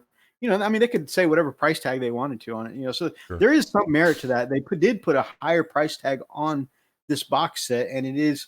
But of course, that's part of their business model, and they've never hid from this business model. They've never said that we're not going to do this. Right? They said that the new GW business model is they don't want box sets that are just going to sit on the shelf for 20 years, right? And if you think of one of our favorite stores, right, Sword and Superheroes, right, that place is just inundated with old box sets that never went anywhere, right? Right. Go in there and find some model sets from like 1982. Yeah, old stuff. It's because their older business model was produce, let everybody have what they want. Right. And it costs them, they have said before, it costs them money to have warehouses where this product is just sitting and not moving, right? But if they put forth, and they're not doing a very great successful job, but if they try and move the flow so that way it's continuously moving, right? And they're always, putting out, enough to sell, but not have a lot on stock, and they're continuously making money and not paying for that storage. Sure. Now, I do know some people are upset by this, and I know like our brother Big D loves to use the word of artificial inflation, right? Artificial demand by making less than the demand supply for the demand. That's exactly right. Yeah. There's definitely some merit to that, but at the same time, I'm sure they're quite aware that if they had made more, then they would have sold more. Now, one thing that Lady Dragon said the other day is that she said that one of their statements that they put out is that they honestly weren't expecting it to sell as well as it did. And part of that was that they were rushing, trying to get the sister, because they committed, I think, at the sometime early in the years, that we will have Sisters of Battle for sale. Artificial scarcity. There we go. Couldn't remember the exact wording. But they did commit at the beginning of the year that we will have Sisters of Battle out sometime this year. And so part of the scarcity that they said come is that they were just behind on their timeline, right? They weren't as far along as they wanted to be, and they were just rushing to hurry up and get out whatever Sisters of Battle they could by the end of the year. So I think that's and based on one of their statements, that's why it is less than they were hoping to have, because they're at the point now where it's go time. They got to chuck them out, and they just don't have as many as they wanted to have by now. Theories abound, yeah. Theories abound. It's not uncommon for really weird things like that to happen. So yeah. I just remember Dark Imperium. They seem to have plenty of that, and they really sold a lot, especially with the new Primaris that come out. That was a big hit. But they didn't go scarce like they did with these. So that's the only reason why I brought it up. So, but if you look, again, going back to their business model, they did produce a lot of Dark Imperium. True. But how long did we see Dark Imperium sitting on shelves? In our local area, I mean, we could go to several stores around, and there was always Dark Imperium somewhere on the shelf, right? Yeah. So if we go back to the earlier statement that a box set that does not move is wasting money, right? Sure. Because if we see it sitting on a shelf in the store, there's a good chance that there's probably warehouses where it's taking up revenue, right? Mm-hmm. So that's what they're trying to avoid, is just warehouses of stuff sitting there. Does 40K... What are your thoughts on the matter? Does 40K ever have very limited time box sets? all the time. Yeah, because AOS, they've been doing that in AOS, and it's a real pain. They do like the 2 army box sets for like 2 weeks or something, and then it's gone. And usually one, if not both of the factions in the box set has an exclusive hero that some of which they still haven't sold individually to this day. And they sell out instantly, and then no one gets them. Yeah, so for 40K, they have some of those, but most of those are the ones that are also independent games. But there are things like Shadow Spear, where we've been getting more waves of them. But when they first put out Shadow Spear, if you didn't get one of the early boxes, it was sold out even on their website for like 4 months afterwards. But then it came back into stock, and then it was sold out for a while. And I think now you can just go get a box of Shadow Spear. But there was, again, some scarcity for some time. Mm-hmm. You can get Shadow Spear, the individual army now. They start collecting boxes, which is interesting. It's true. Archer says, heck, my local shop still has copies of Dark Imperium. Exactly. And I think almost every shop here in town in town has those same Dark Imperium boxes at our stores. By the way, quick shout out to Beyond the Dungeon, a game store that Freak and I have been to several times and really enjoyed. Professional. They're having a going out of business sale. So and we see this all the time, hobby stores that didn't quite make it. Yep. So, and it's like an hour drive for me, but now I kind of wish I'd made that drive a little more often. Mm-hmm. So, shout out to them. They're good people, but there's a lot of competition now, especially now that we have more Games Workshop stores, Warhammer stores now in the area. So one of the things that inhibited me, though, going there is my first 2 times going there, they had, I think, 8 tables.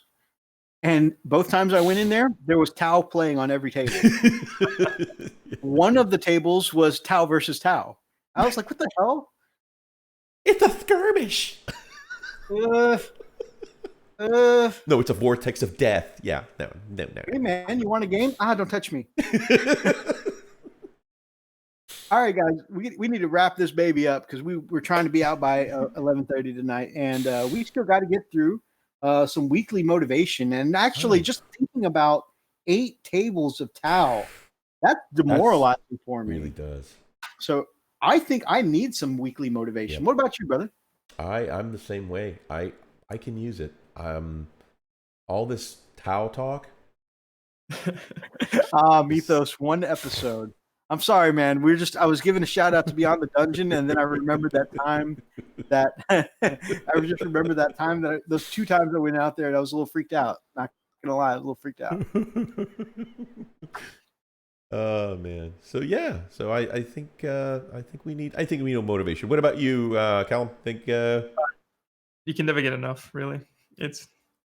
I'm down.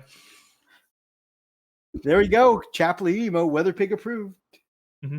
Here we go.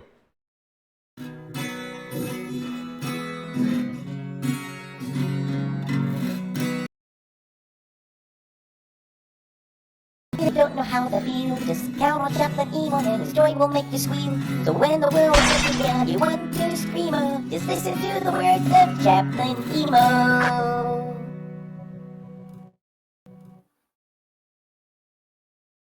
And this is the part where we ask Chaplain EMO to, bring in that word of encouragement. Mythos, you do it so well. Actually, Weather Pig, would you do us the honors of asking the chaplain for the encouragement this week? I think it's plain to see that we all struggle sometimes. I know doing the YouTube videos helps out with motivation, but I feel like word directly from the Emperor himself would be invaluable. Let's see what word you've got for us.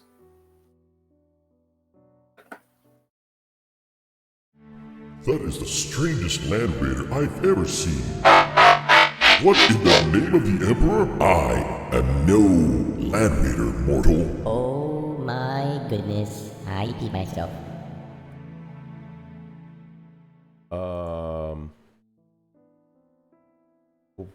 What did he? Was he talking to?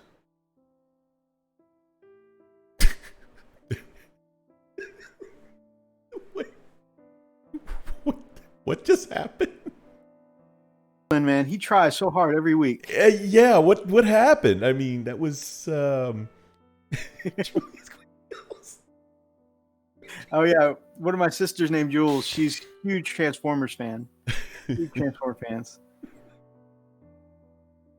I will call my congressman to take this to court. I will pick the seat if emo comes on. I think that's a deceptive Xenos. I like what Weatherpig said earlier. You know, he feels motivated because you can respect that this guy tries so hard every week. And, you know, even after setbacks, that good old Chaplain keeps bringing us word from the Emperor. Comes back every week. Shout out to Big D who beat Tau tonight with his Wolves. Congratulations, bro. It was beautiful. Roxas, on the other hand, feels personally attacked. I love you, bro. All right, and then of course, guys, it's time for our 100% true Elstonation fact. Do you even know what number we're on anymore, brother? I've lost it. I think we're okay. So we were always one behind the. So we're on 27. So it's going to be 26, I believe. So let me put on some music here. There we go. Oh no, that's the wrong music. Hold on, here it is. There we Archer, go. I've always loved Leonard Nimoy as Unicron. It's amazing. All right, guys. So,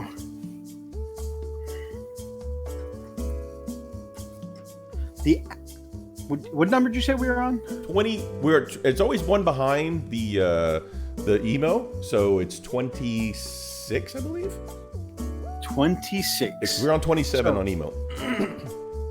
Our research team specifically did a study because next week is the United States Thanksgiving. It's also Wolf Brothers' birthday, but you know. And so, the fact right here on this paper that our research team has come up with is that they've broken down to a science the average American will consume 4,500 calories at Thanksgiving dinner. But because Elstonation's powers are metabolic in nature, that is the amount of calories that Elstonation can burn while painting for a single hour of work, in which time he can put out 3 armies. Holy crap. That you know, that kind of energy that can fuel a freaking I don't know, something big. Something big. Something big. That's very, yes. Aircraft carrier. There. Just sitting down for a session of paint, Elstonation's going to burn more calories than you're going to take in at Thanksgiving dinner. How about that? Holy cow. Freaking Elstonation. So, guys, that is your 100% true Elstonation fact this week. I think it's number the beer. 27, you said? 26. 26. Join us next week when we have Elstonation fact number 27. Indeed. My friends, do you have any closing thoughts before we close out the session tonight? Weatherpig, amazing guest tonight. Any closing thoughts for you, my man? No, I've enjoyed all of this. I think we've had a few laughs. We set up a few jokes before the show that went flawlessly. No, it's been an honor, really. This is my first time with my face on someone else's channel. Definitely the first time I've been live streaming as the Weatherpig or with the model painting. So no, this has been great. Thank you. Thank you, man. You've been a wonderful guest. And I feel like I've really picked up some skills that I'll be able to use with my models in the future. So, you know, that definitely learned a lot from you today. Dude, you've been an absolutely amazing guest. Mita says, hey, go check out his videos. You remind me of somebody that I actually know. He's actually a guitar player at the church that I go to. And you guys have the same mannerisms. Like, oh my gosh, this guy looks like Matt. It's like, I really struggle really hard to keep from calling you Matt. That's why I had to get a name from you, because I'd have been calling you Matt the whole night. I'm like, dang it, Matt! You know, it's like, but anyway, you've been an absolutely great guest. You've been a lot of fun, man. You really, again, it seems like you mesh with the channel really well, just like the rest of the crazy nut chops we are. So. Absolutely. In fact, our personalities, we seem like we get along well enough. We'd really love to have you on again sometime, my man. That would be a pleasure. And Awesome. you said you're going to be streaming soon too, right? I haven't figured out how, but I have the tools now, so I'm definitely gonna start thinking about it. Awesome. That's awesome. You know, I tell my little girls all the time, it is rude AF to invite yourself over to someone else's house. But ignoring my own advice, man, if you ever need someone to come on as a guest to your show, we'd be happy to. To be fair, I wasn't exactly subtle with you. I just messaged you saying like, "Hey, I'm buying a webcam today." That's fair. That's so fair. But no, that'd be great. I know there's definitely a few. I've got so many friends now through this, which is crazy. I think I've been doing this like 12 months, and I already know so many people.